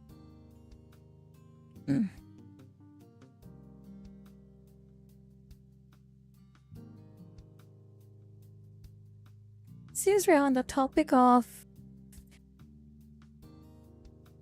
VTubing, there's something that has been at the back of my head actually.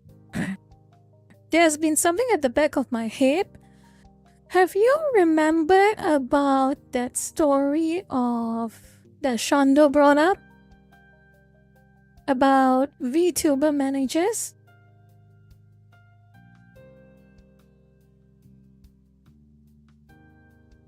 Remember that?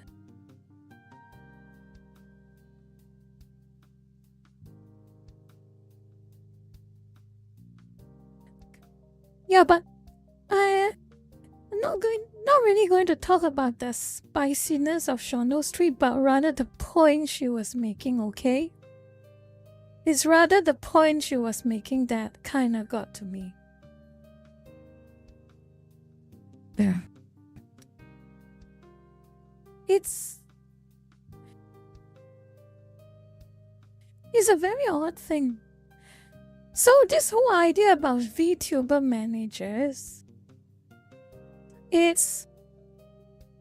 I might sound a little harsh, say making the comparison in such a way, but this was the thing that came to my mind when I heard the whole premise of VTuber managers, at least the VTuber managers who are not part or who aren't corporate, who are not corporate, is that when I see the term VTuber manager outside of a agency scenario, like say Trace Connect, HoloLive, or Nishi, what have you, if I hear the word VTuber manager outside of those scenarios, I cannot help but think I'm getting almost a bit like a. I'm going to sound a bit harsh, but it is what I think. A Sweet Baby vibe to it. A bit like a Sweet Baby Inc. vibe to it. Because, to me at least, if you are an indie VTuber, independent, medium to small size, there is no reason for you to seek out a VTuber manager. And also, to me, there is no reason for any so-called VTuber manager to seek them out as well. The only thing I can think of is these so-called individuals who are who claim to be VTuber managers. They could be conmen. I'm sorry. It just sounds like textbook grifting to me. It's as much textbook grifting as gaming consultancy firms selling their so-called services to video game devs and publishers. I mean, you think about it. Look at me. I am just some stupid Facebook page turned into a VTuber. I'm just a stupid, wacky, goofy Facebook page that end up being a VTuber. And by hook or by crook, I did it all by myself. And I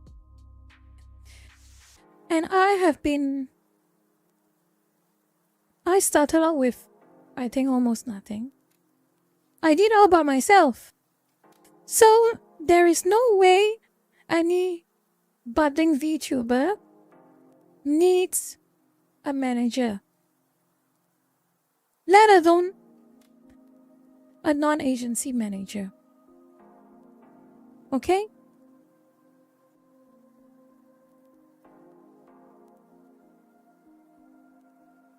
It's just like being a YouTuber. Yeah, exactly. It's just like being a streamer, a starting streamer. So, if there are any new VTubers here who are, I know I on the off chance that you might be considering it, trying to look for someone manage your quote-unquote career, to manage VTubing on your behalf, please do not. Do it by yourself. Learn the ropes by yourself. Just like how I'm struggling. I may be a boomer and I struggle every single day trying to make sure these streams with you lurkers do not fall apart halfway.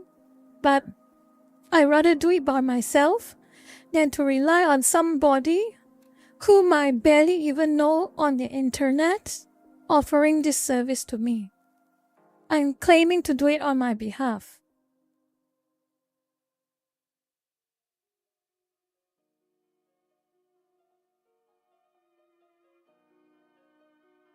Please, don't give money to these people who sell so-called VTuber management services. They're only slightly better than Sweet Baby Inc. and other DEI consultancy firms. They're only slightly better, and that is like fraction of a fraction better.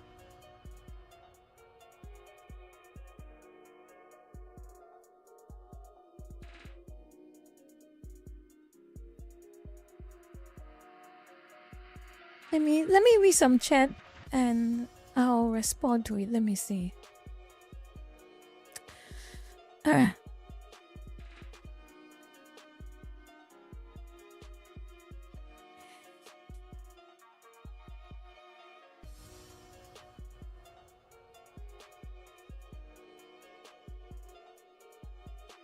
Again, Mo-chan. I've said to you personally a lot of times, but I'm going to say it again to you personally on stream in public. You didn't have to put in so much effort to mod the chat for me like this. We didn't have to put in so much effort. Even though we go way back, I think for years. But I am very grateful that you always volunteer to help me out. I'm always grateful that you always volunteer to help me out whenever you can.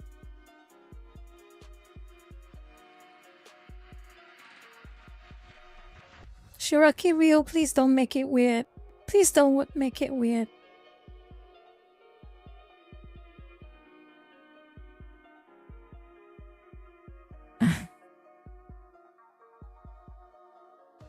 Anyway, let's see other chat.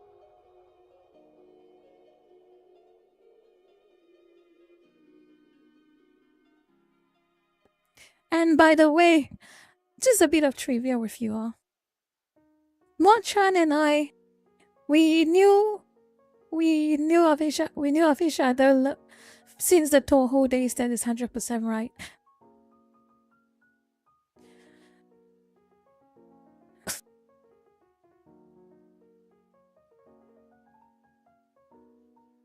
It is hilarious how many things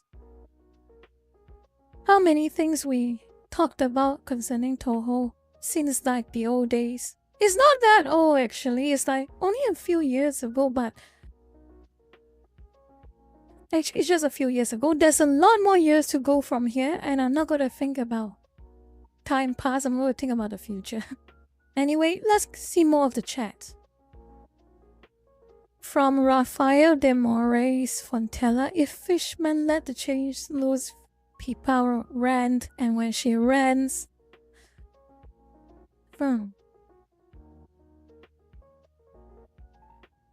Fair point, at least. It's a fair point. But here's the thing. Again, like I say, agency. That was what I say. Remember at the start, what's the word I'm trying to think of. I qualified my opinion by saying that I draw exceptions when management comes from agencies. So yeah, fair enough.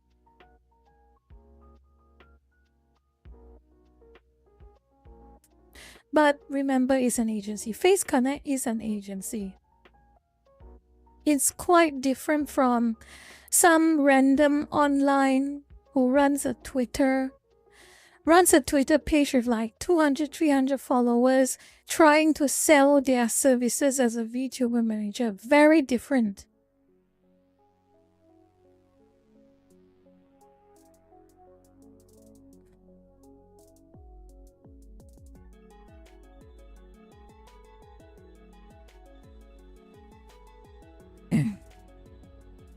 Cadakus, wow, from Philippines. I appreciate the well wishes. Thank you so much.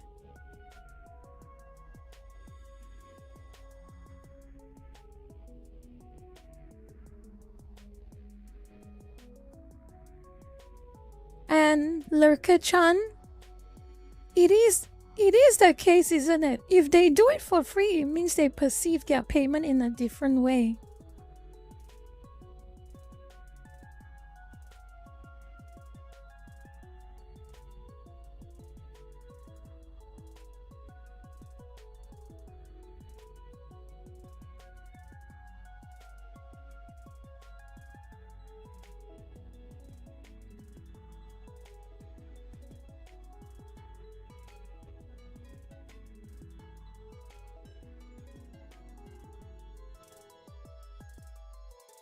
So what if I mention Philippines? So what? I can mention Brazil. I can also mention Indonesia. I can mention Mexico. Or Mexico.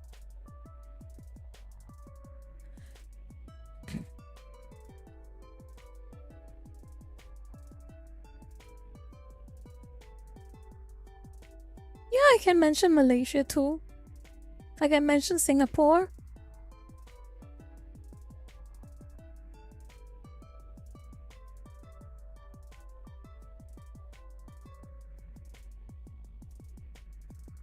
Sean Andrew, do you really want to know? Do you really want to know that answer? Sean Andrew? Do you really want to know that answer?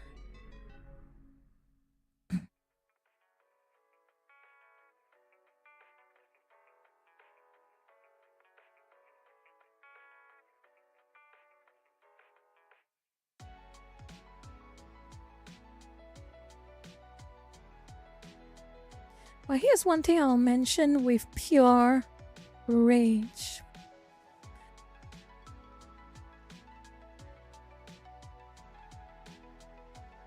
California.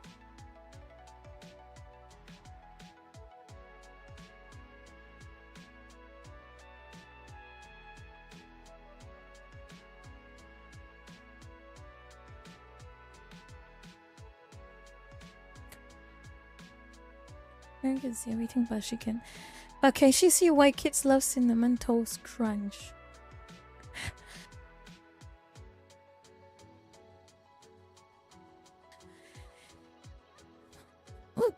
Zap Salazar, hello? Your first time here? Or have you been here before? Welcome, and you either way. Rigel, hello. Oh yeah, since I'm back on this topic, let's change topic a little bit, shall we? Let's change the topic a little bit. Let me see if I can find it.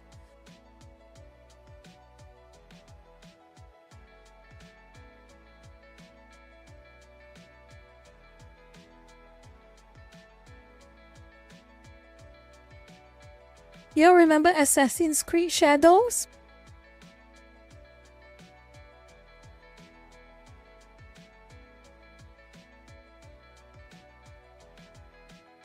Oh, Zero, what do you mean about Asian hate? What's this about? Oh, you're talking about California hating on Asians? If that's the case, Californians, New Yorkers especially, very, very odd behavior. Very, very odd behavior. And let's just say I have collected a lot, and I mean a lot of articles from New York, California specifically, even Chicago, and a lot of all these cities where Asians have been victims. I have collected a lot of articles.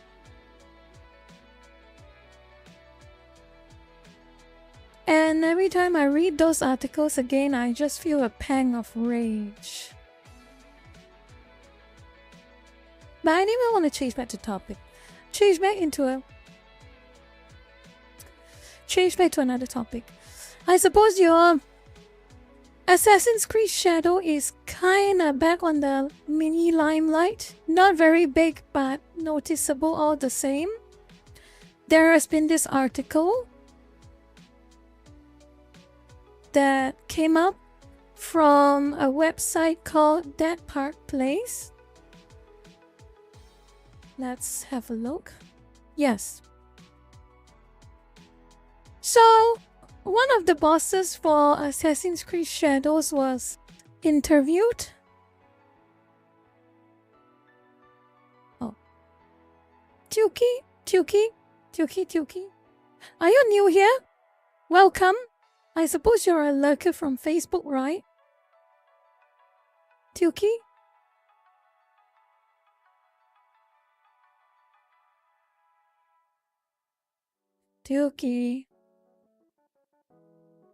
Yeah, I hope it doesn't... I have been streaming for like almost a month already now.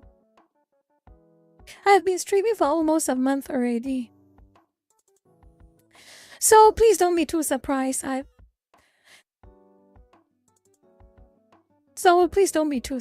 Okay?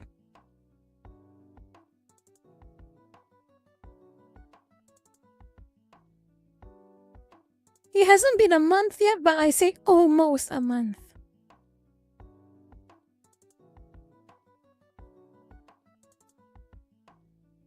Thank you, Tuki. Appreciate it. And welcome. And I probably will be seeing you back on Facebook or Twitter, wherever. But appreciate you just dropping by for even a few minutes or a few seconds.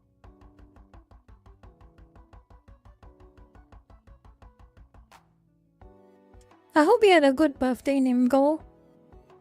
But anyway, I'll go back to talking about responding to chat after I go through this topic, okay?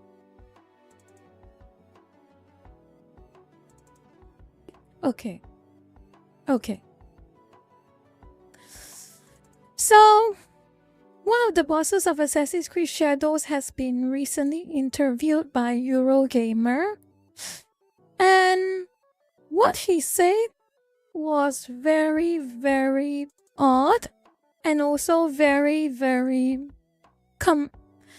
self-contradicting, let's put it that way.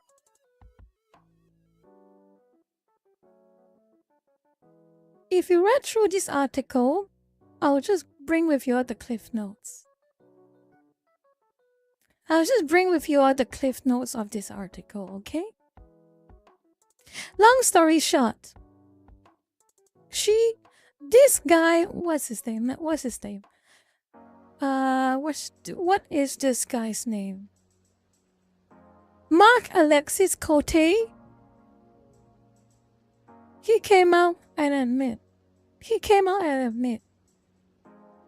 But Chong, forced politics injection has been a disaster in terms of audience reception, losses, and money for Ubisoft.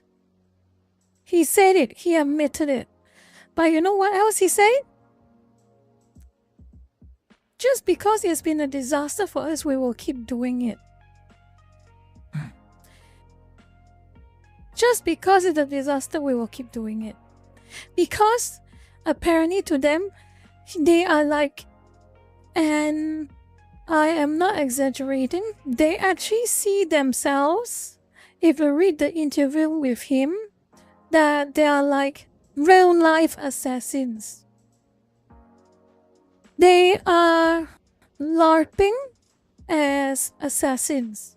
So they're LARPing as their OCs, basically. So they're saying, oh yeah, we are losing a lot of money doing all this bakchor nonsense. We are losing a lot and the customers hate us, blah blah blah. But you know what? We are happy to do it because we are big heroes. We are fighting the system.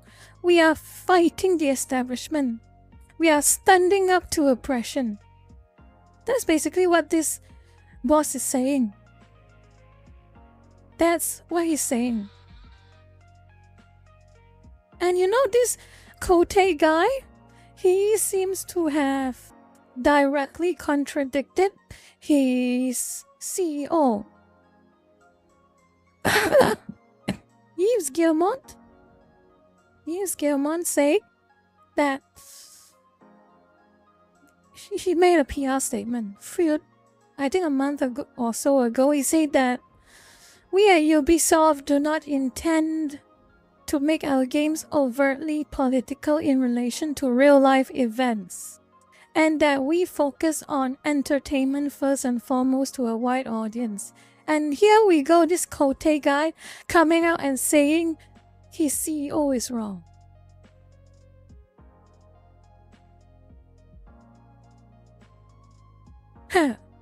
Very funny. And if you read more of his interview, so this Eurogamer interview, if it loads, if you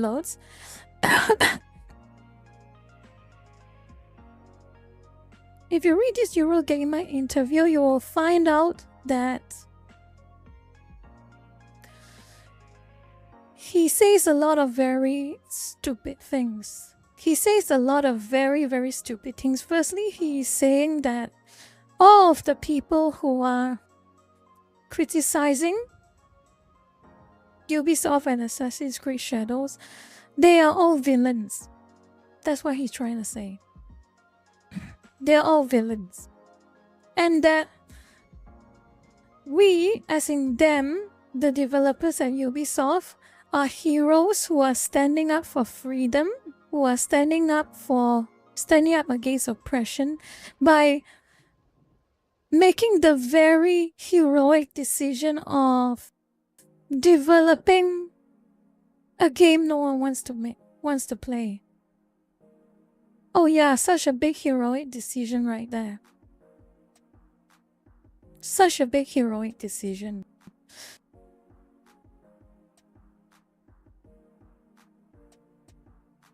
Let's see if I can find a specific quote, because there was a very funny quote I saw from this guy.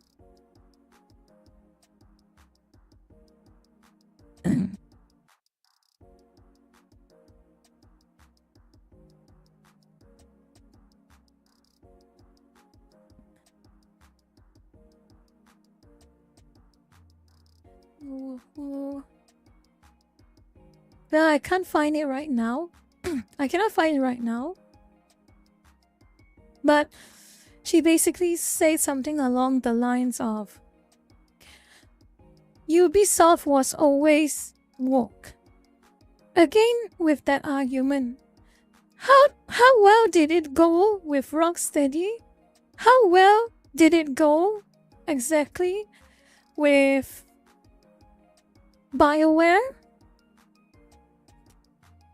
They made the same defense again. Ubisoft was always woke. Just like how BioWare was always woke. Rocksteady was always woke. So what's your point exactly? That sounds to me like another don't like it, don't buy it moment. It's like, it's the same defense as the don't like it, don't buy it. They will say things like this and get shocked that people are put off by their products.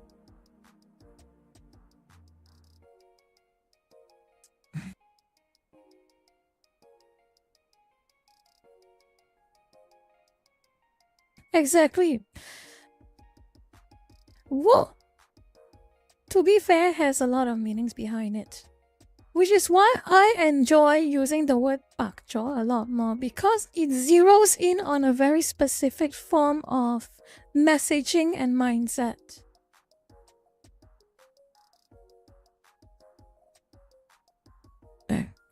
And one of the things he said was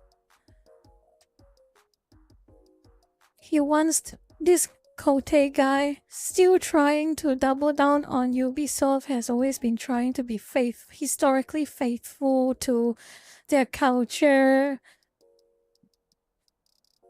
and celebrating diverse culture respectfully. Okay, fine. Celebrating, you can read the article for yourself, you can read the interviews for yourself, but fine. Celebrating cultures respectfully, right? Celebrating cultures respectfully. Celebrating diverse cultures respectfully. Is that so? Is that what he said? Okay. I want to show you all something again. I'm sure you all probably remember it, but some of you might have already forgotten. Some of you might have already forgotten. So I feel it is very important that you all find it again. If the website works, everything is so slow. Let me see.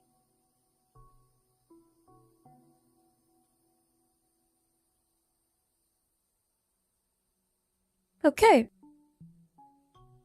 We remember this little gem, right? We remember this little gem?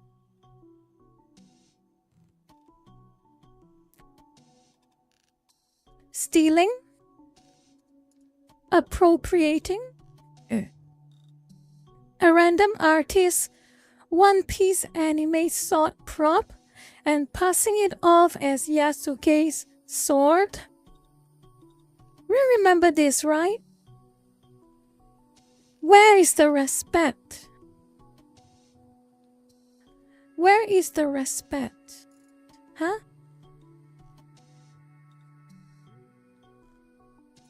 Where is all that respect? Where was all that respect when you plagiarized a reenactment group's banner and refusing to take it down despite them specifically asking you to take it down? Where was that respect? Where was that respect when you mistake Meiji era buildings, clothings, and culture with Sengoku buildings, clothings, and culture? Where was the respect? Where was the respect in the trailer where you passed off a guzheng as a Japanese instrument? Where was the respect? And especially, where was the respect when you pass off a half-broken torii gate and use it as a marketing material? Where was all the respect for diversity and diverse cultures?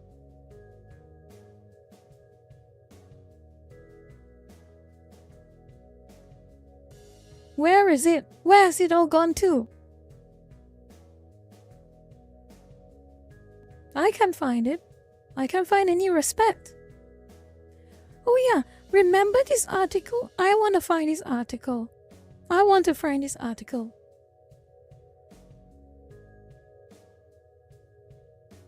If I can find it.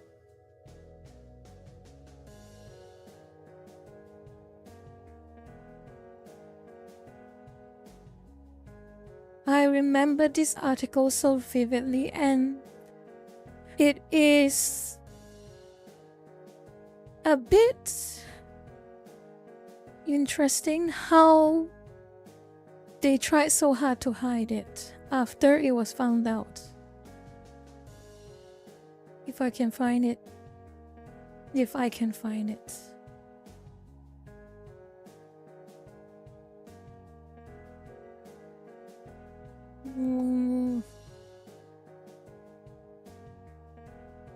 There we go.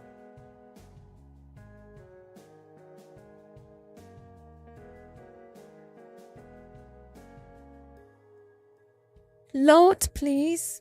Load. There we go. Where was the respect when you admit on an interview that you were basically culturally appropriating Japan as a way to stroke your own ego? Where was it? Where was that respect for diversity?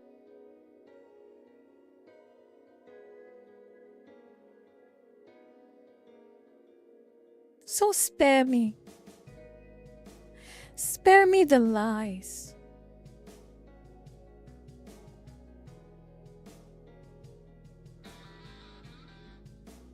Go either way. The more I read about Assassin's Creed Shadows, the more news that comes out of it, the more I get only a very specific selection of reactions with news that comes out of it. First, shock. Second, disdain. Because look at the shamelessness of their behavior. Look at the shamelessness of this article and their quote. And third, Rena, shut up. Rena, Rena, Rena, Rena, Rena, Rena, Rena, Rena. What are you talking about?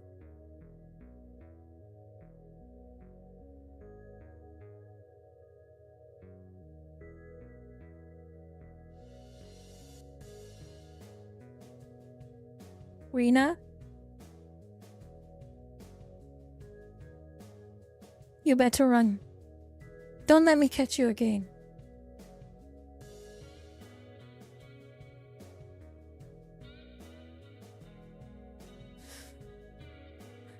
Where was I? Where was I? Damn it. Because of you, Rena, it's all your fault. I lost track of what I was thinking. I forgot what I wanted to say. Rena, I forgot what I wanted to say. What was I saying? I forgot. Mod-chan, what was I saying? I forgot.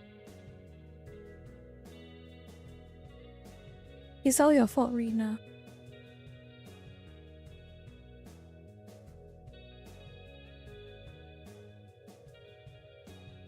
Oh yeah, I remember now.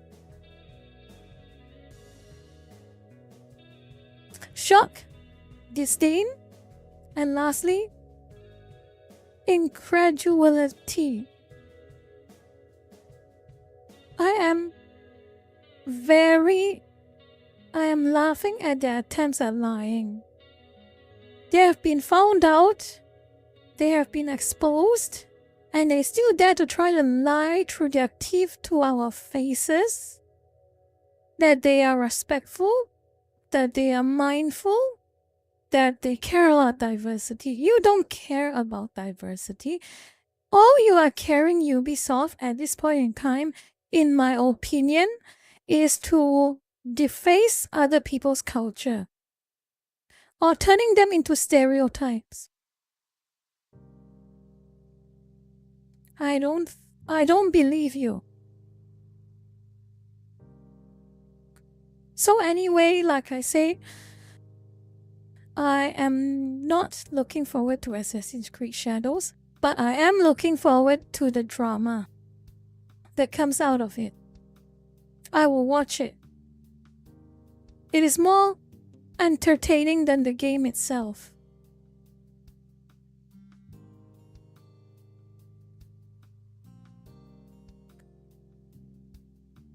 Okay.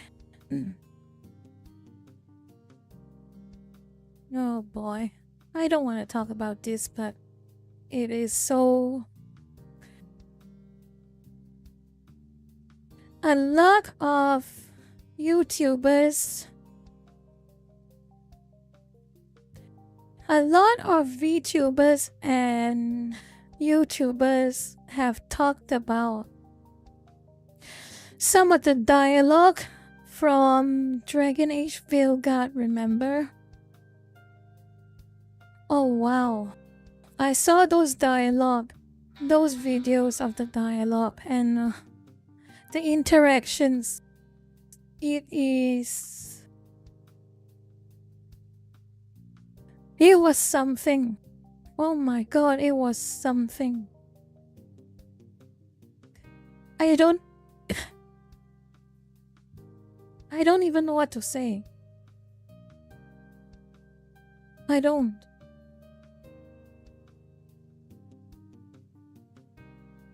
even know what to say. I think a lot of people have said more things than me. I'd rather leave it with them.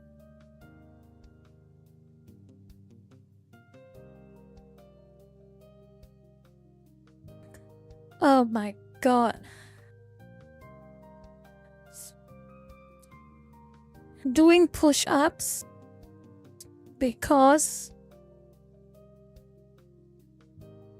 of using the wrong pronouns in a Dragon Age game.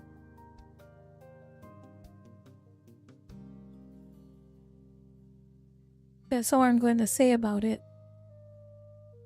And I'm sure that conveyed the complete message to you.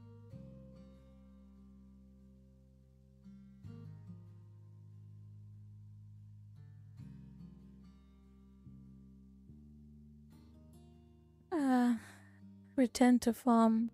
Truly a return to form. Okay, now that that's out of the way, I think how are we going for time? 40 more minutes? Okay. So with that out of the way, how about... I don't want to make it about a game actually. I want to play a game. And let me change the genre of the stream for now, because I am planning to play a game. No, I am not playing that, but I remember what I said about No More Room in Hell 2 being such a disappointment? Remember how I say it was such a big disappointment?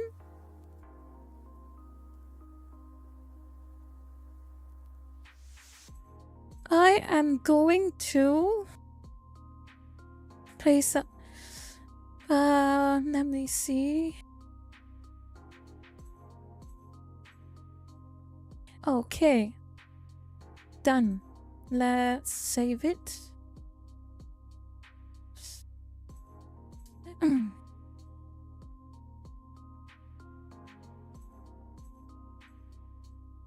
Okay, I will close this. Now close this. I am going to play No More Room in Hell 1. Okay? I'm going to run through with you all my setup. And if any of No More Room in Hell, I'll show you all the game. I'll show you all the game first before I start.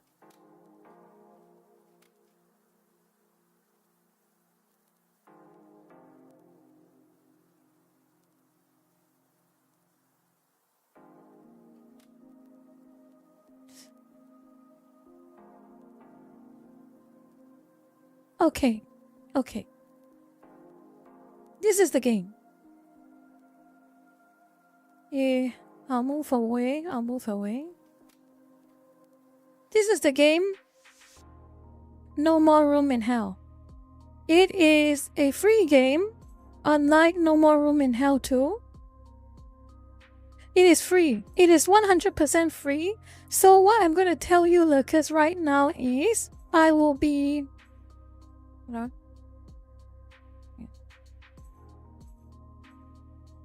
Oh, everyone is free to join, basically. It is free to join. Anyone can install it. It is only about 6 gigabytes, so it is a very small size.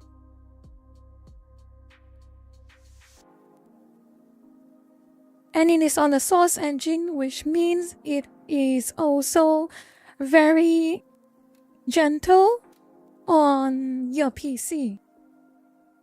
So what I'm going to do is I'm going to set up the game. Please don't mind. Oh yeah, this. People kind of found evidence per se of this woman reporting Peanut and Fred. So this is apparently her channel gloating about it. Anyway, that's neither here nor there.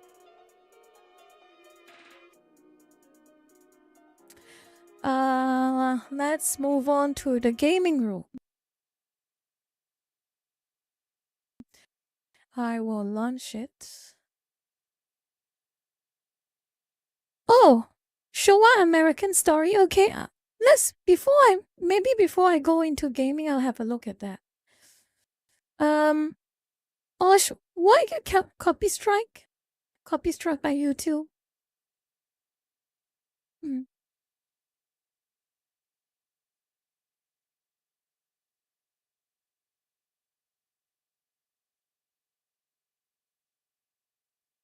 Okay, let's have a short glance.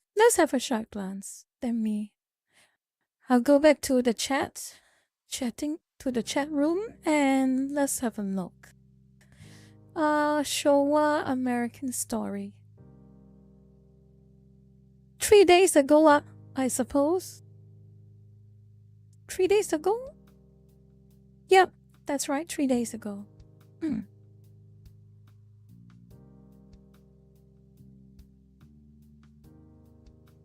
Okay, that's theater mode. And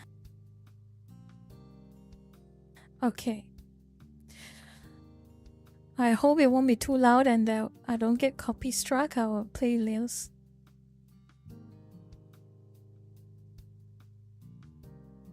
Zombie とは過去に囚われ、抜け出せない者たちです。彼らは真の解雇主義者なのですよ。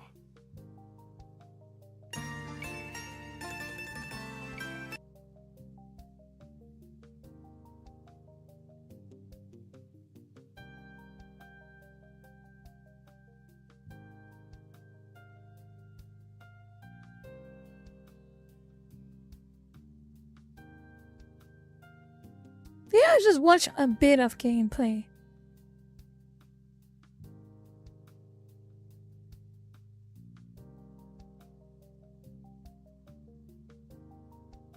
Oh wow. Neo Yokohama. San Francisco.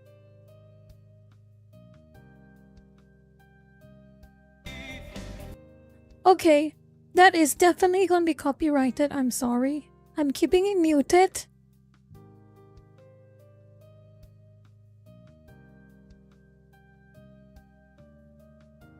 Neo Tokyo.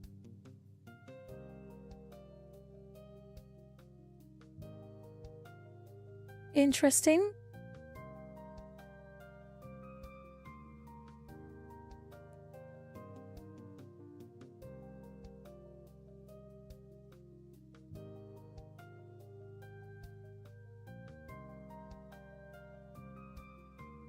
Wow, that's a very familiar sight. Very familiar sight.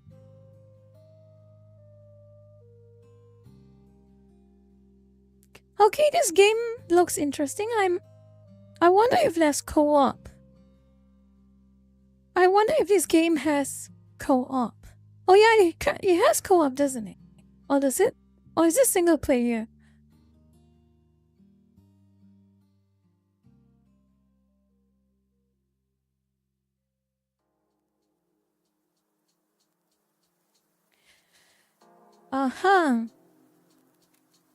I got some opinions actually. I'm getting a bit. The premise is very familiar to another show that I watched and a book that I read. I will talk about it after the end of the trailer.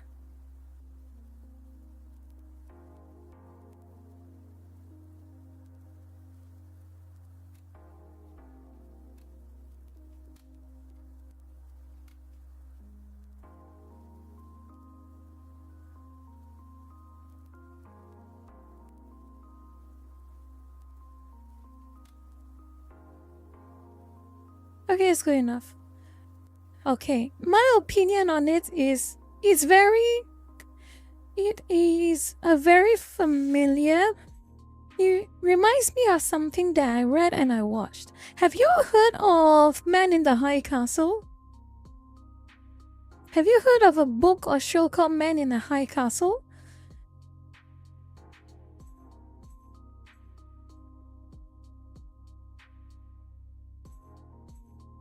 Titoku. If you have watched or read Man in the High Castle, you would see you will see kinda how someone got the idea. I can say that. Man in the High Castle has a similar premise to this game, Showa American Story. And it is that same alternate history premise. Well, but in Showa American Story, it has zero focus on the German side, but it is almost similar to Man in the High Castle as the Japanese side of the story. Basically, World War II, Japan took over the west coast of US and the culture mixed with American culture and all that things. So it's kind of similar in that way. But of course, in Showa American Story, everything is goofier, but in Man in the High Castle, everything is very serious and gritty.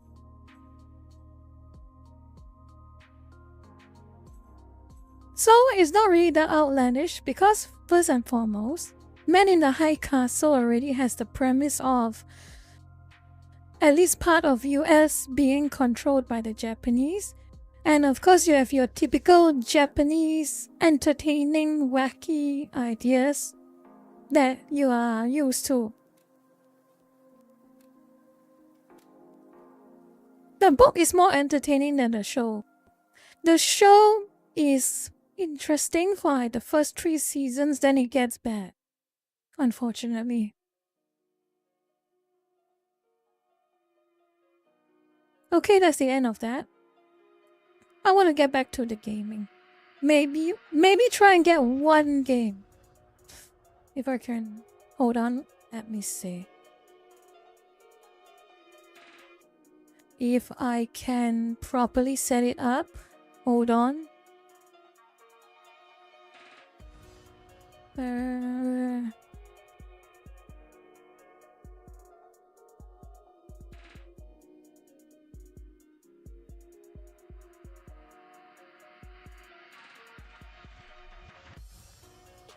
Okay.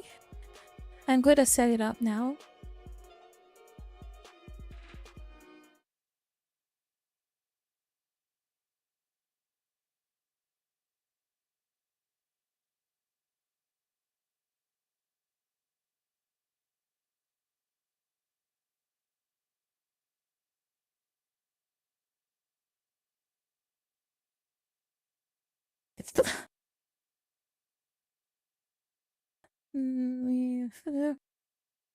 Glad to shift OBS to this game.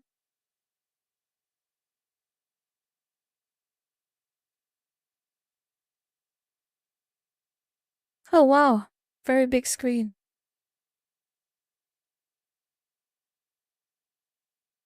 Very, very big screen.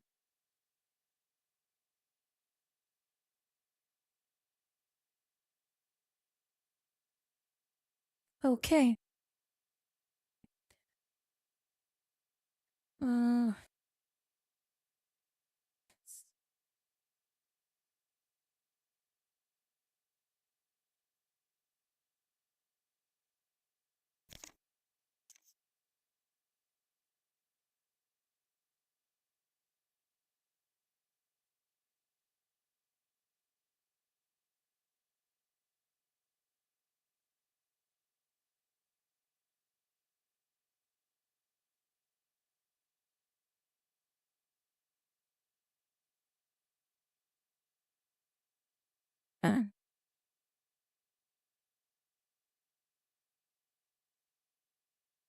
Let me see what servers have.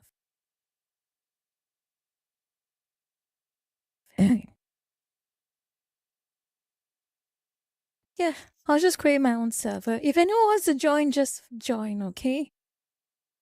How many players do I? How many players? Maximum 8. Time per map time limit. Let's set it something manageable, like 30 minutes maybe. What's hardcore survival? Okay.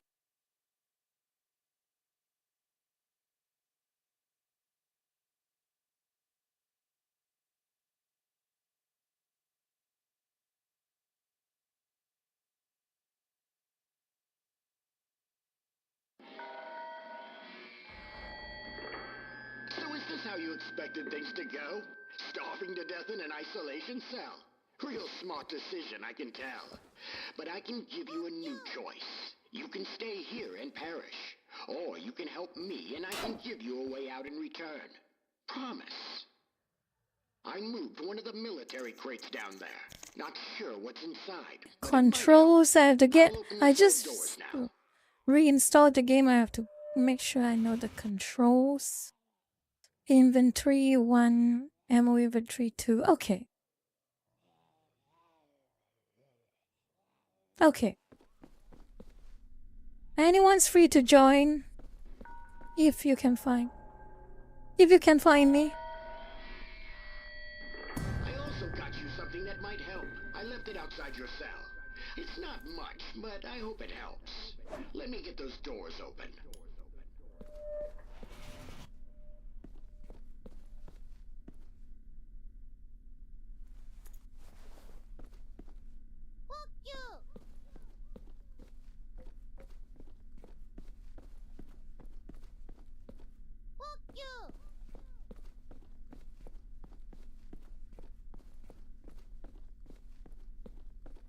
But I don't see. Everyone can see me play, right? Yep, everyone can see me play. Okay. Hammer? Do I need it? Is this called banned? The server is called banned. BANNED.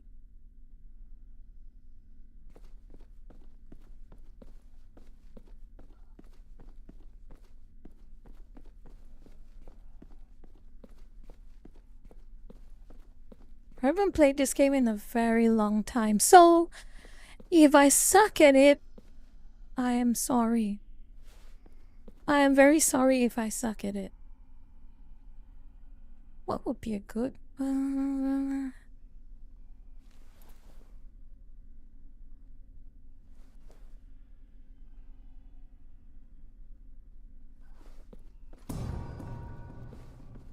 need to reach the cafeteria.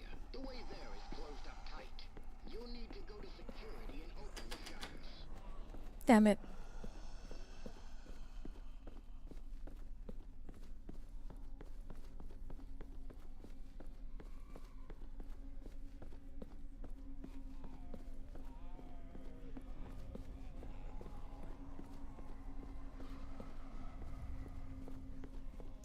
You know what? Maybe I will... I should play a different... Well, let's try.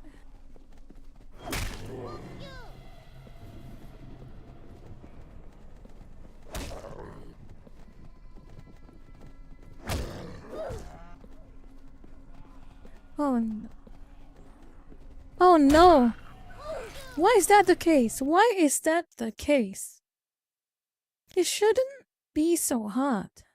It shouldn't be so hard. It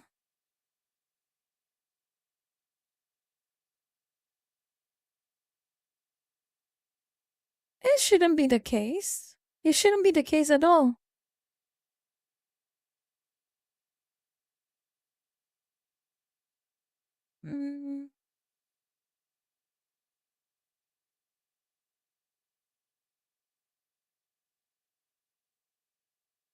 It shouldn't be so hard. Damn it. Yeah, someone else. anyone else can create a server or can join a server.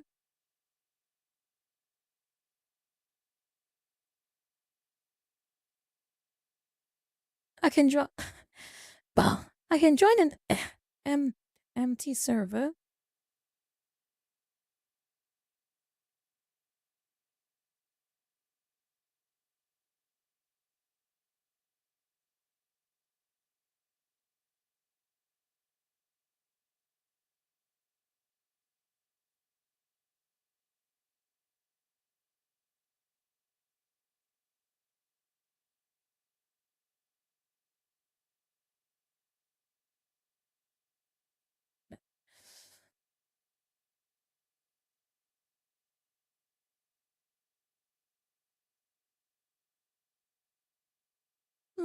Maybe we just join an empty server, okay? Maybe we can join an empty server. What's maybe a classic? How about this server? We'll join this one. No More Room in Hell Classic.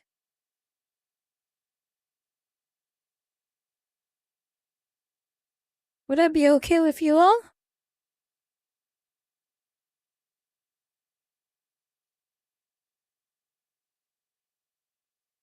It's a shame we don't actually get to team up and just join a game.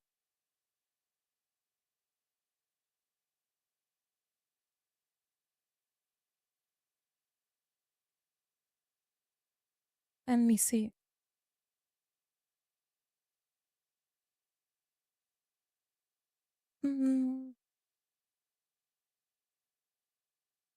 Let's join this one. No More Room in Hell Classic with the NMO Liner Station map. Liner Static, sorry. Is he any good? Or maybe we join an even more classic one. Brooklyn, yeah. This one. Oh, is Nambona going to open a server? If you are opening a custom server, I might as well just wait till someone joins.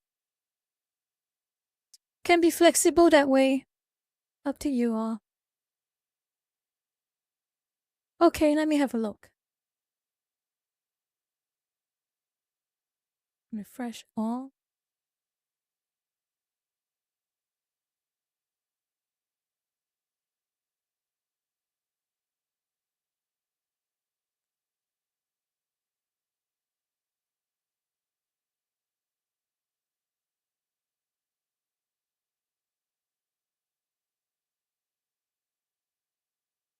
Oh, tags. Okay.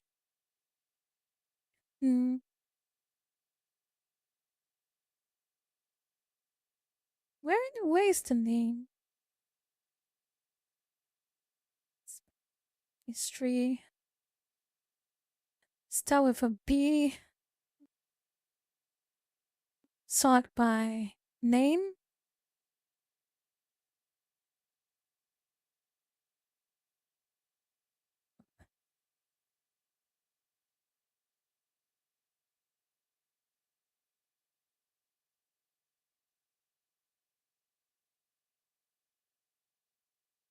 Refresh all.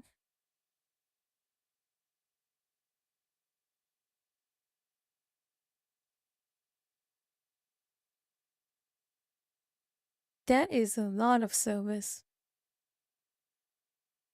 Yeah, go make lunch, Step.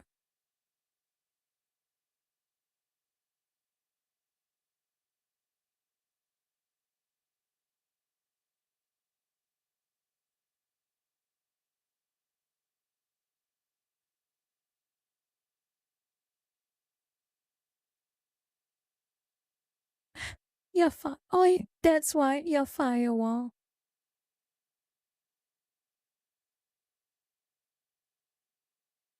Tito Queen. Tito Queen. Do what you feel is right, okay?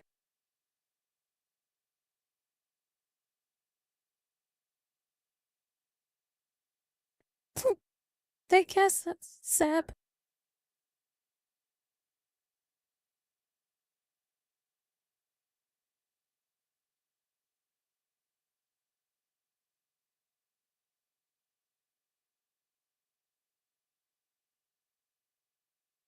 That is a lot of service.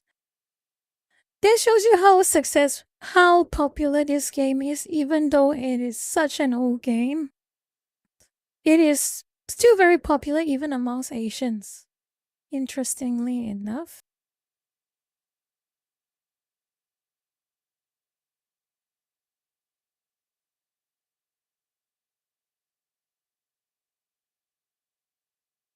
This is very weird, isn't it? How about this? Why don't we just all... You all can see live what server I'm joining. Let's just join a server. Let's just join an empty server and you can fill it up. Okay, how about that? How about we just do that? Let's just all join an empty server. Okay? I'm gonna join this one. No more room in hell casual. Just play it casual since it's been a long time since I played this game. Let's just join this one. No more room in hell casual. 0 out of 9. If I join, you'll under the map Clayton V3. If I join, you'll be 1 player.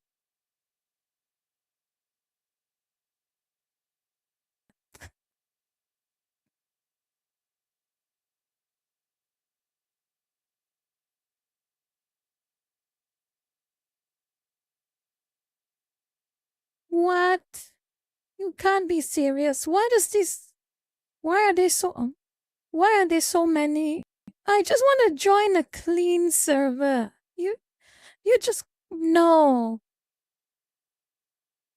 Come on. Oh well. I just want to join a clean server. I don't want to... Why does it have to be like this? Why does it have to be like this?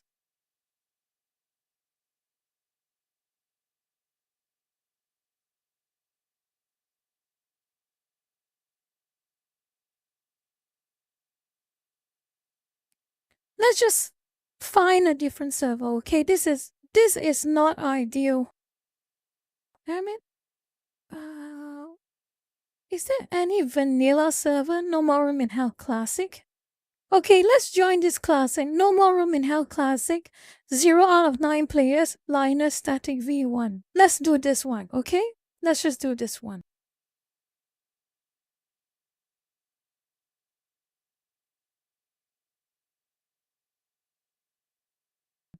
What? No! No, no, no, no, no, no. Is it really that hard to find a server that's just vanilla?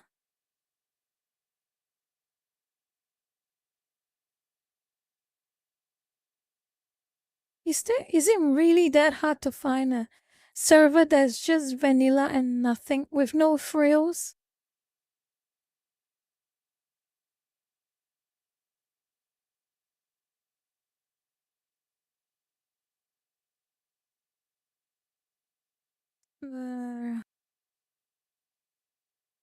That's okay, Calceptes.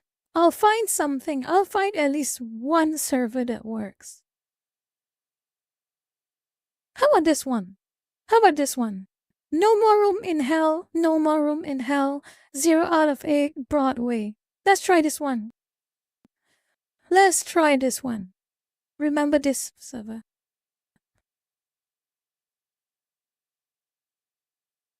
Oh, finally. Finally you find a server. So this is the server. It's just called No More Room in Hell. Remember to join if you want. Hello, Akane. Round is starting in 30 seconds, so whatever we pick up is not important right now. We have to wait until the game of... Oh wow, hello everyone.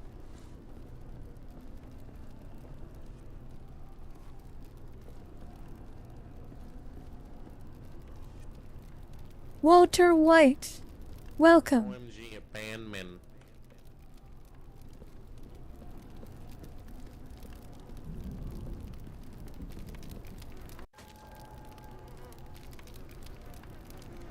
Yes, you did, random dude. You miss my rants. You'll have to watch the VODs.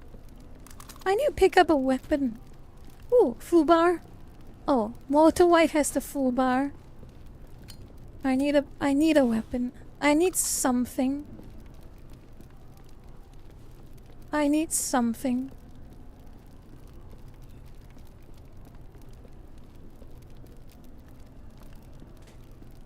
Ah, thank you.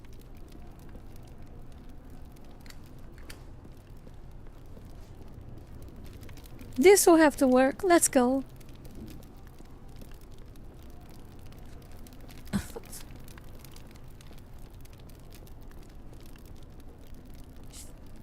I just remembered I installed mods on this game. Oh, hammer.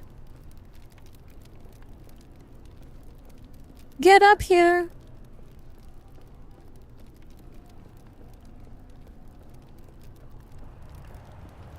Oh. Oh. That might work.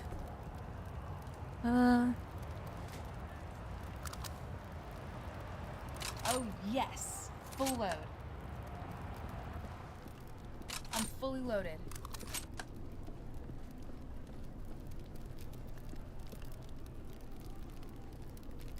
$10 rounds and okay, that'll work. Last mag, and that's it. Oh, hatchet. I can use that. Who wants a Beretta? Anyone wants a Beretta? Okay, I'll keep it.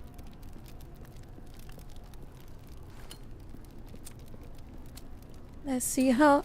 I forgot this map. It's a vanilla map, but let's see how to... Is it this one? There we go.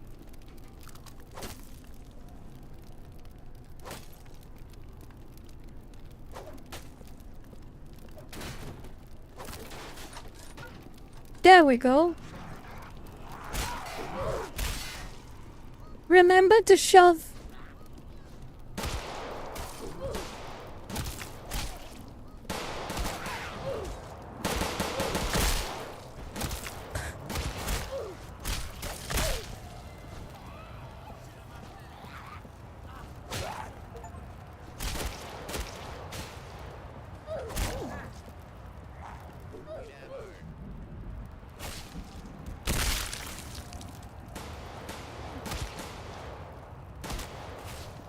Yeah, don't waste my ammo.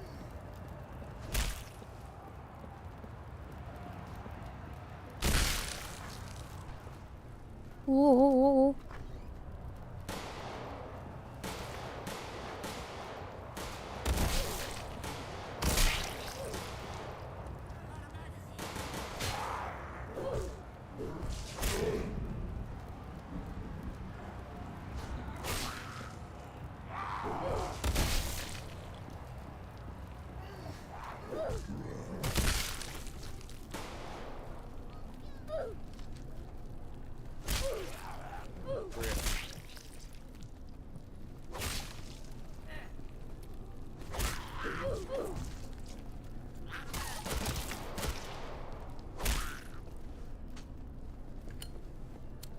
Because I installed mods, Squirrel, Tomoko. It is some cringe mods.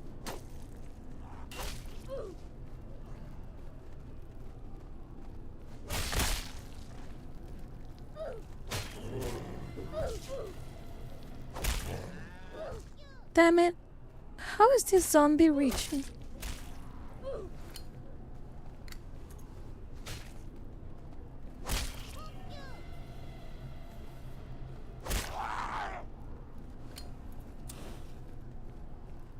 Ammo? Oh. I'll have that. I am fully loaded.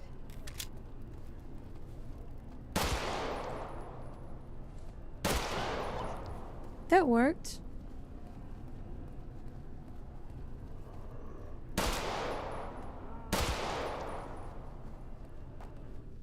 $11 shots remaining.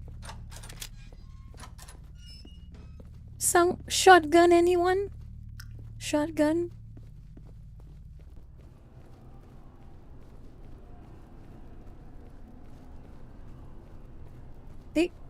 Because it's a 9mm, 45 ACP is a one-shot headshot for most zombies.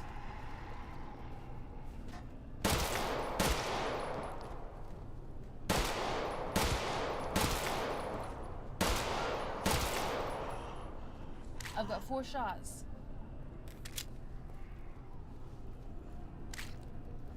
No more magazines.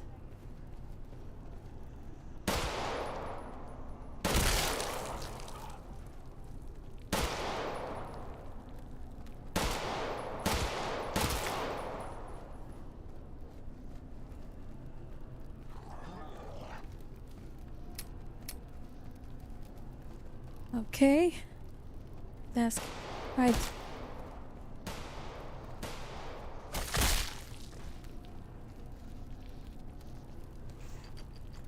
Well, this door is locked. Need to find a key. Oh, a Mauser. Yeah. Ruger is too weak. Too weak. Yes, I have a lot of mods. Apparently I installed some mods.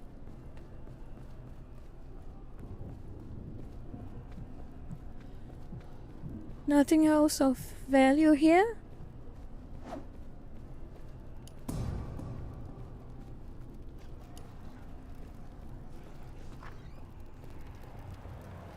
Okay, I gotta...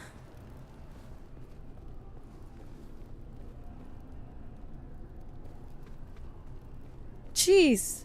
Am I the... Only 2 people alive? Including me?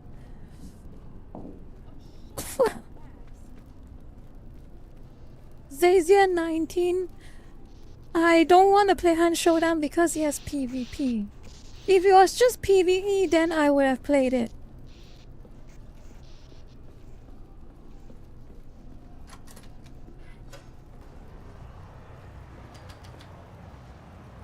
Oh, this is not ideal.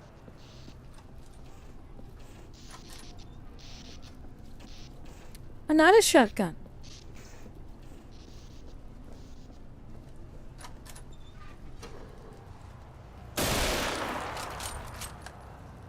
I'm gonna have to roll.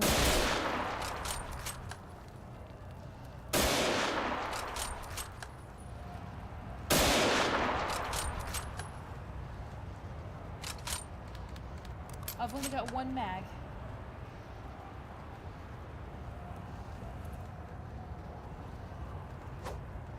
Ah, damn it. You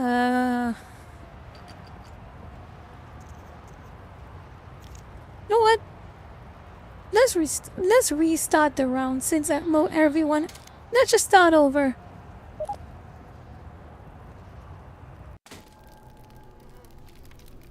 So that everyone can join fresh. What a crowded room. Let's see.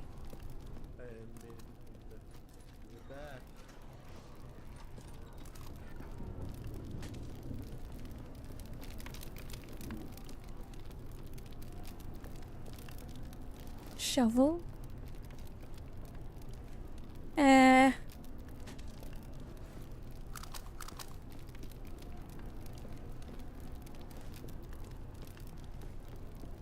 This'll work.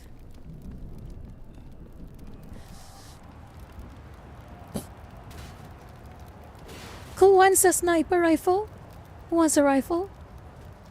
You want a rifle? 09? You want rifle?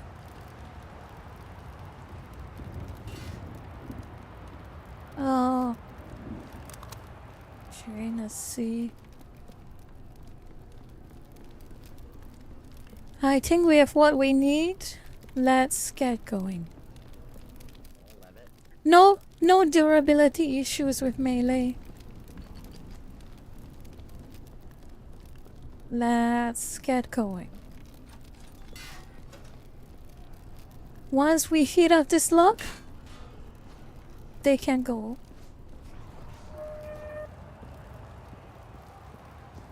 Careful!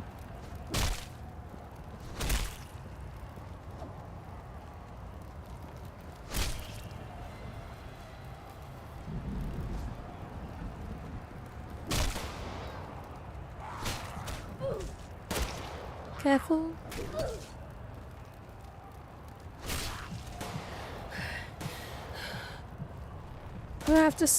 We'll have to slowly clear up this area before we're moving on.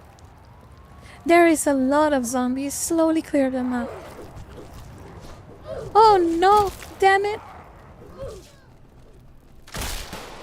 Funnel them in.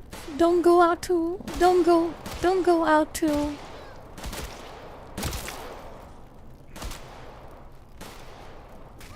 You have to shove them away before you can have space to swing.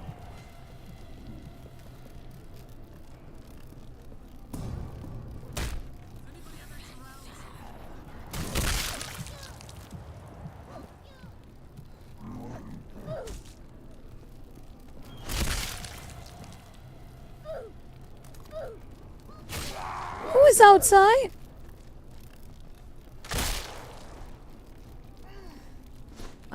Damn it, I'm bleeding. Damn it. I am bleeding. Click 1 or 2 and then right click on the thing you want to get rid of. Right click to get rid of something. Damn it, I'm bleeding.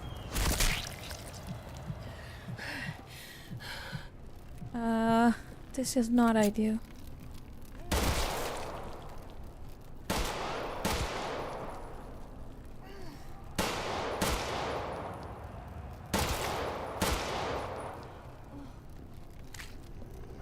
Magazines are all spent. I definitely need...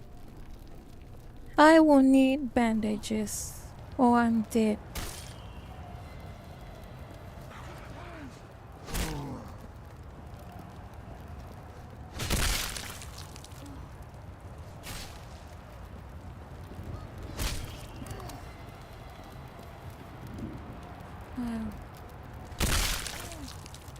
I will need bandages if or I am dead.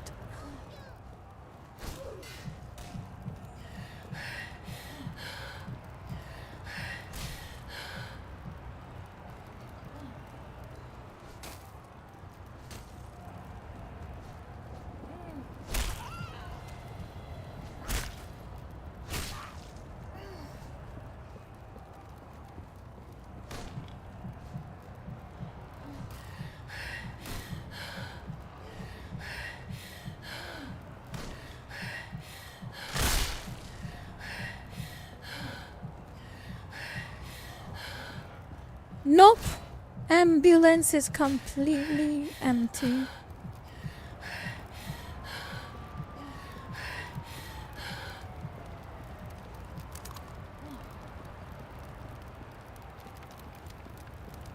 The only way through. Have to keep breaking the barricade.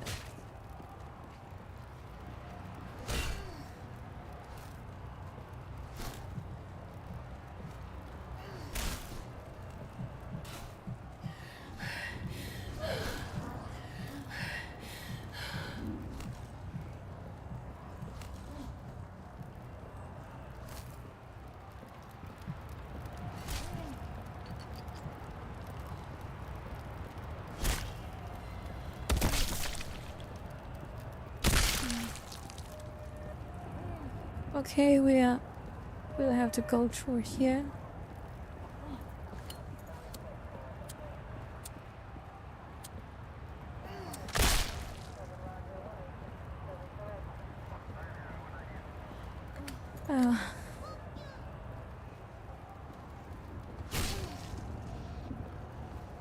Yeah, this is the only option.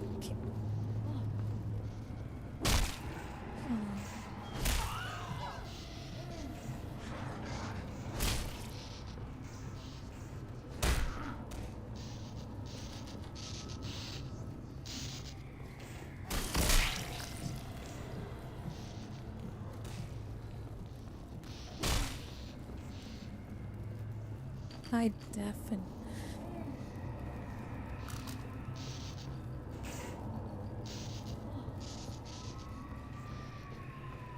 I really need. I really need some bandages. Alright.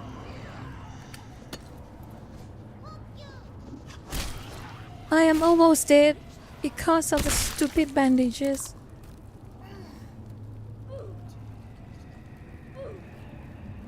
I am going to be dead any second now.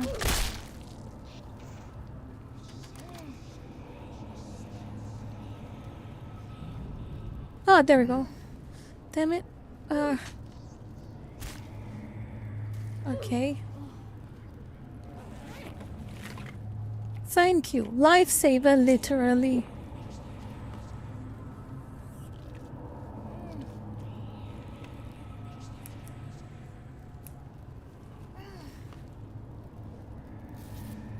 Oh, that was intense. Let's keep going.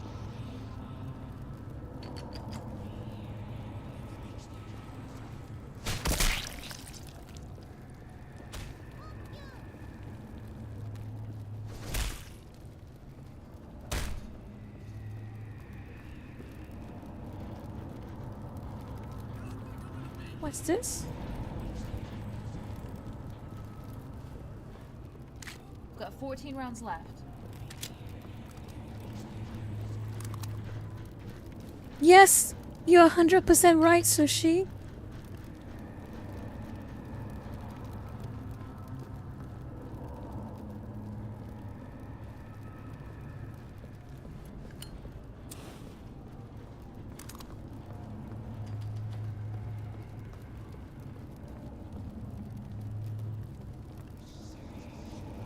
It's just called no more room in hell server. It's probably already crowded. It's fully booked. It's fully booked, unfortunately. Nothing up there.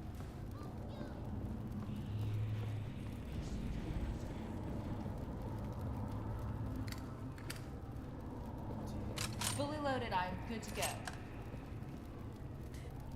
I've got 10 rounds. I've got 8 rounds.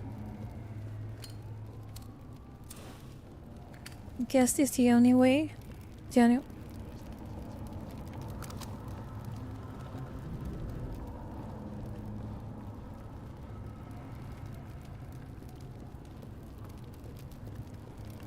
So what's the option?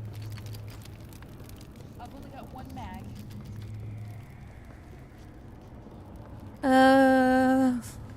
I forgot. What am I supposed to do?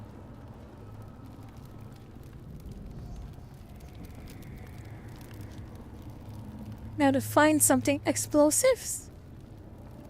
Oh yeah, gas tank. Anyone see a gas tank around here? I remember a gas tank is needed to blow the door open, I think. That says nothing. Yeah, get the gas tank.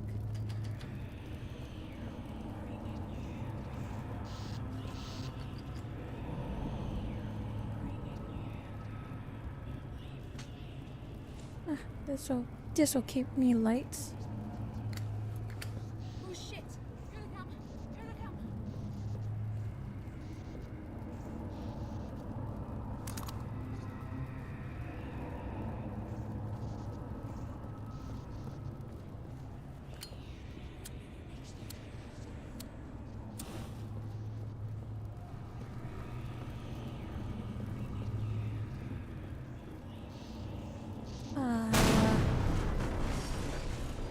Oh.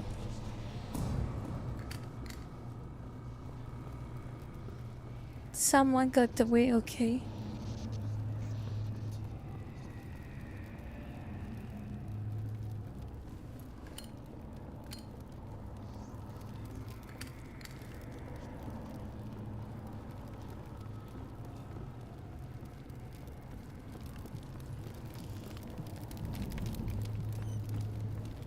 Okay.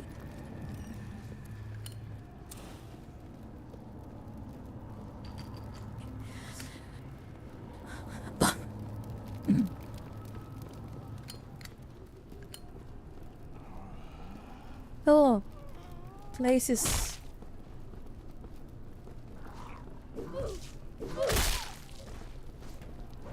Remember to shelf before the zombies strike you. I need some light.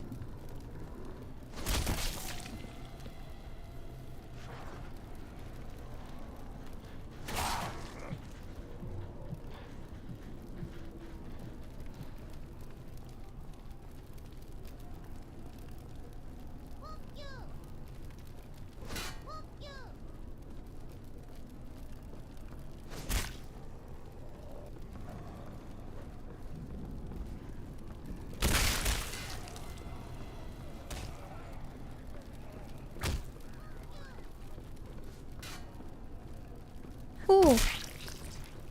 Okay. Grab weapons, make sure to load up. 14 rounds left.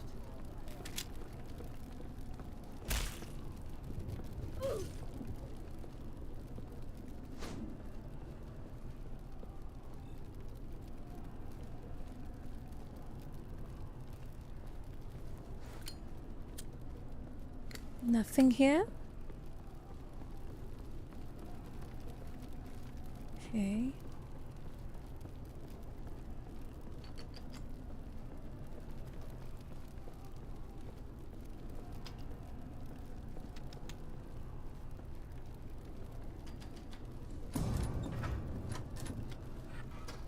Okay.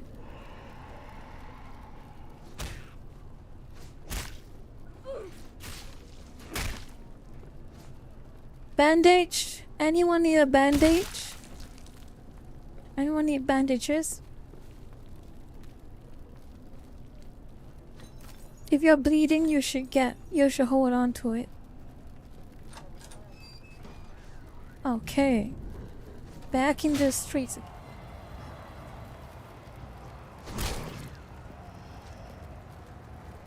Oh, sprinter.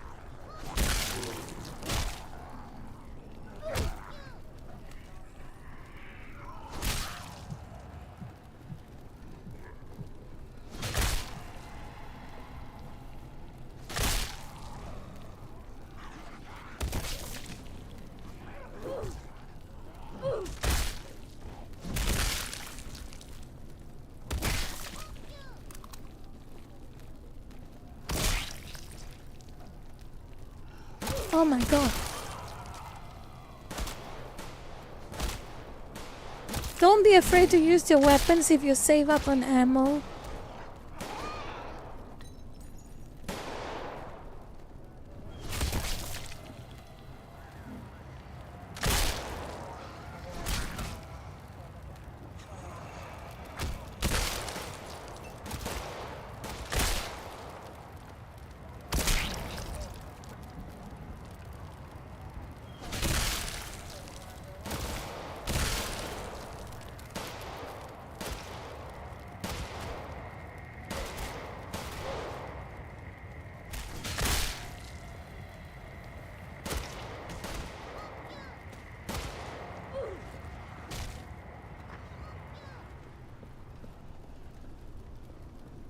Darn. No, damn it.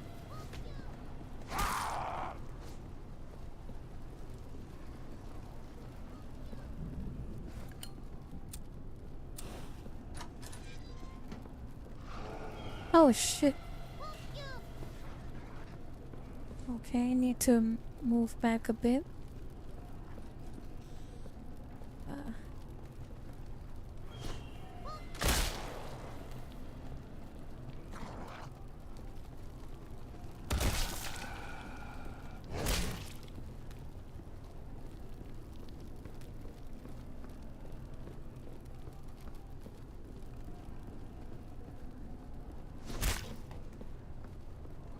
Oh no.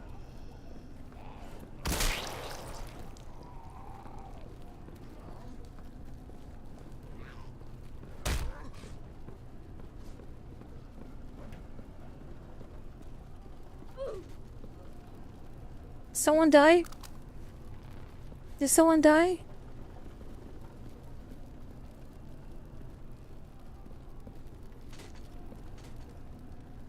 Anyone infected?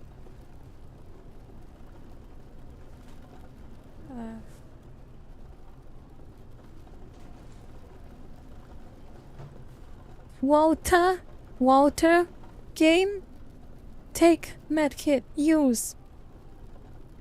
Red, you're almost dead. Use it.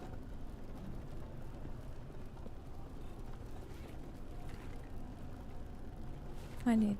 Remind me.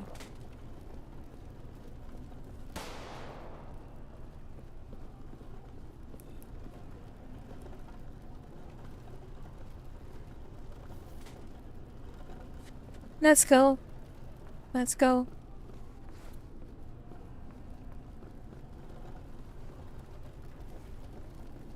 Nothing else here. Nothing else to use here. Let's go back down. Or up. Go up. If I get another medkit, I'll use it.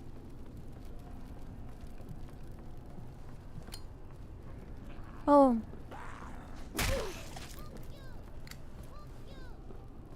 Oh, that's a new zombie they added.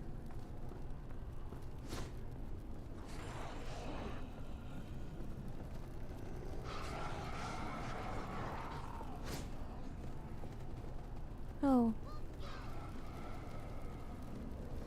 How are we gonna do this? Oh. Find the lever for the warehouse door. Wherever that may be.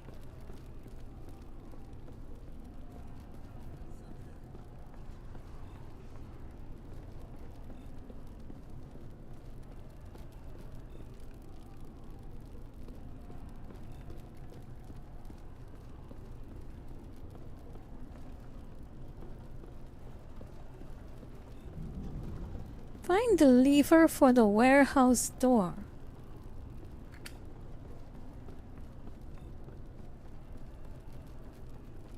Oh, someone's infected? Someone's infected. Who? Who is infected?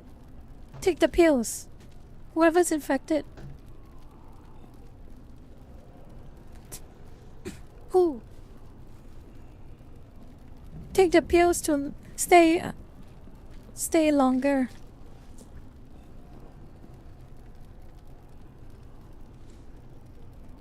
Hold on to the pills. If you see veins again, eat another round. Take it. If you see veins again, eat another round.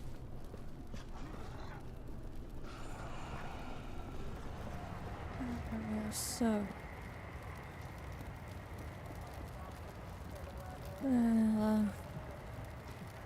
Oh, here.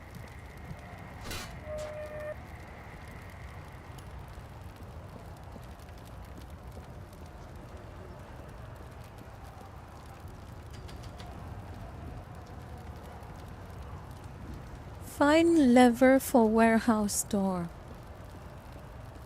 Where am I going to find it? No.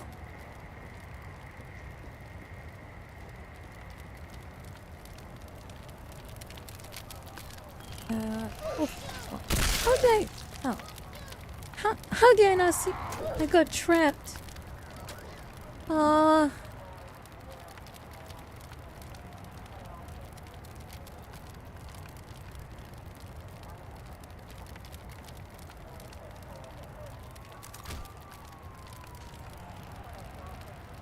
Shame. What a shame.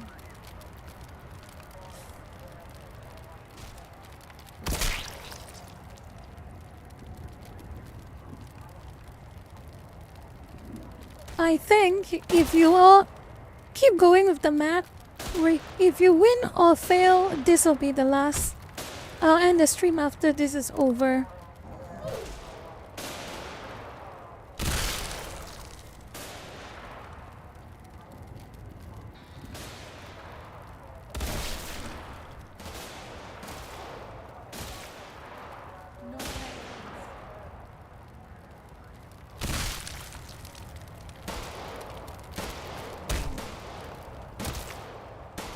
Where is the objective anyway? Where is the objective anyway?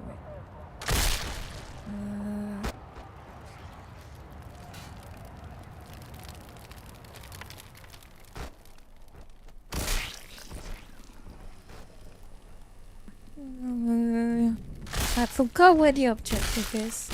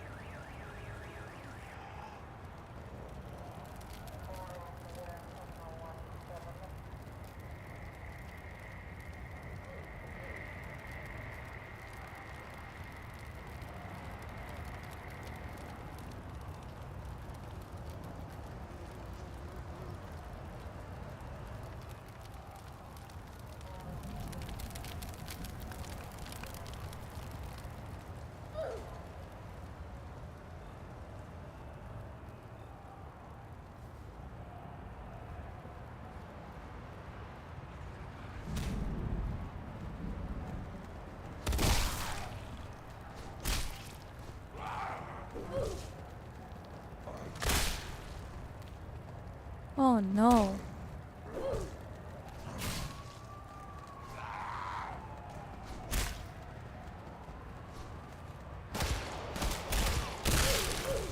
Oh no, Walter! Walter's dead.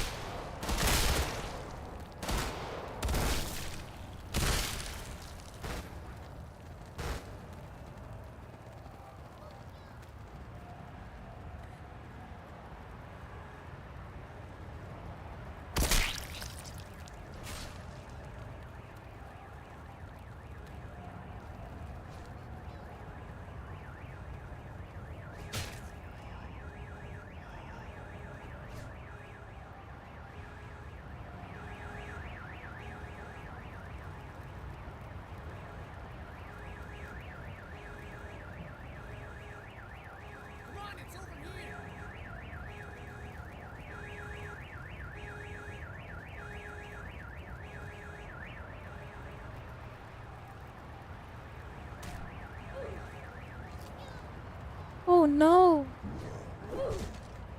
Oh no. Walter too is there. And he turned into a zombie.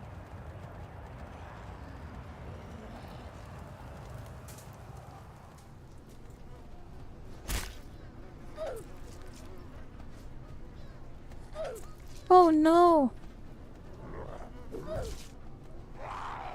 Press. You need to shove the zombies before they attack you.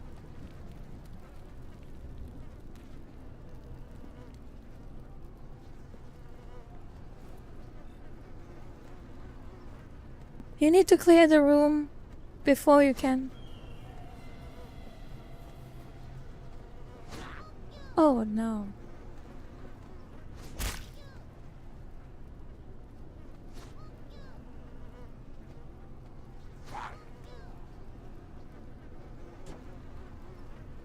Bring it back to the door.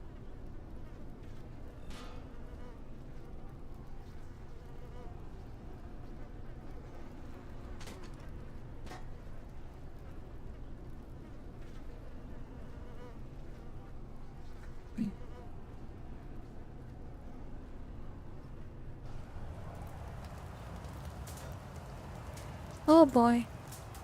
How are you gonna survive this, Akane?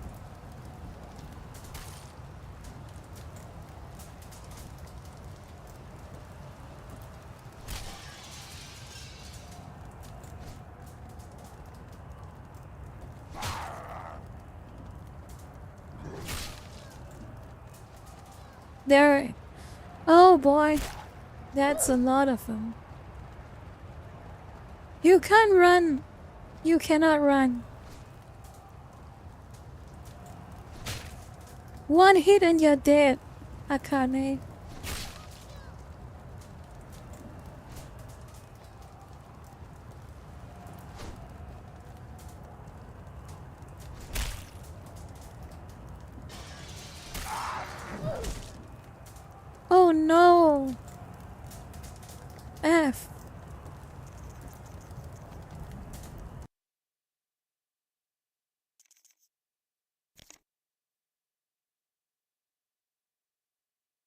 Okay, that was No More Room in Hell.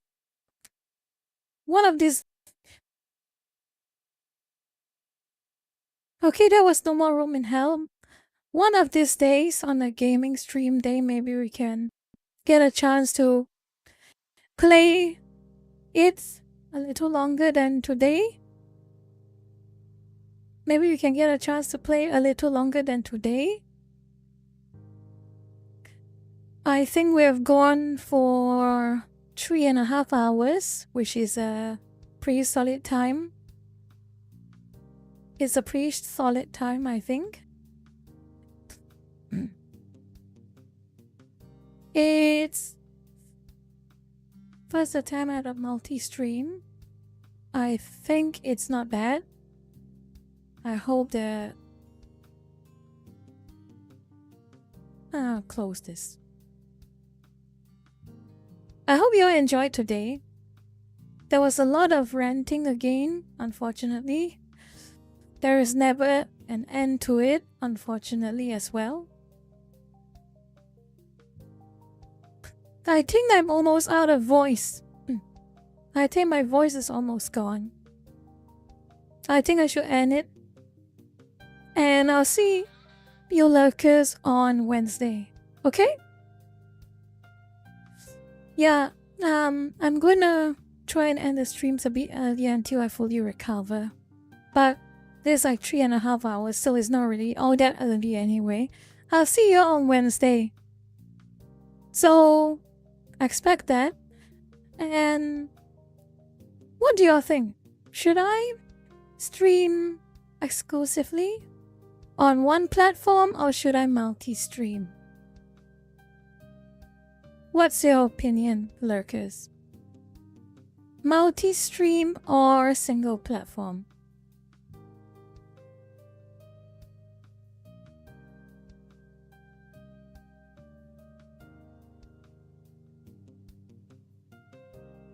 For now, touch wood, Lurker-chan, for now,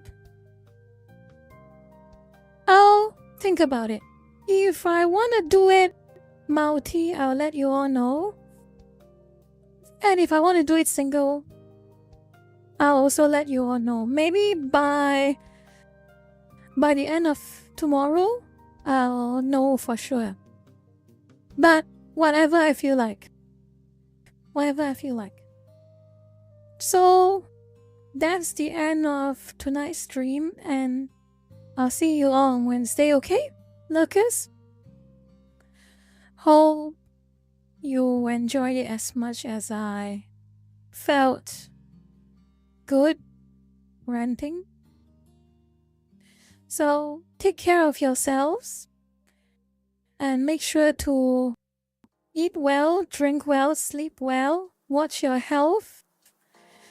And let's just say the whole situation surrounding Peanut and Fred is just gonna get more fired up. We'll see what happens in the future, okay? Until then, take care, everyone. And I'll see you all on Wednesday. Take care. See you.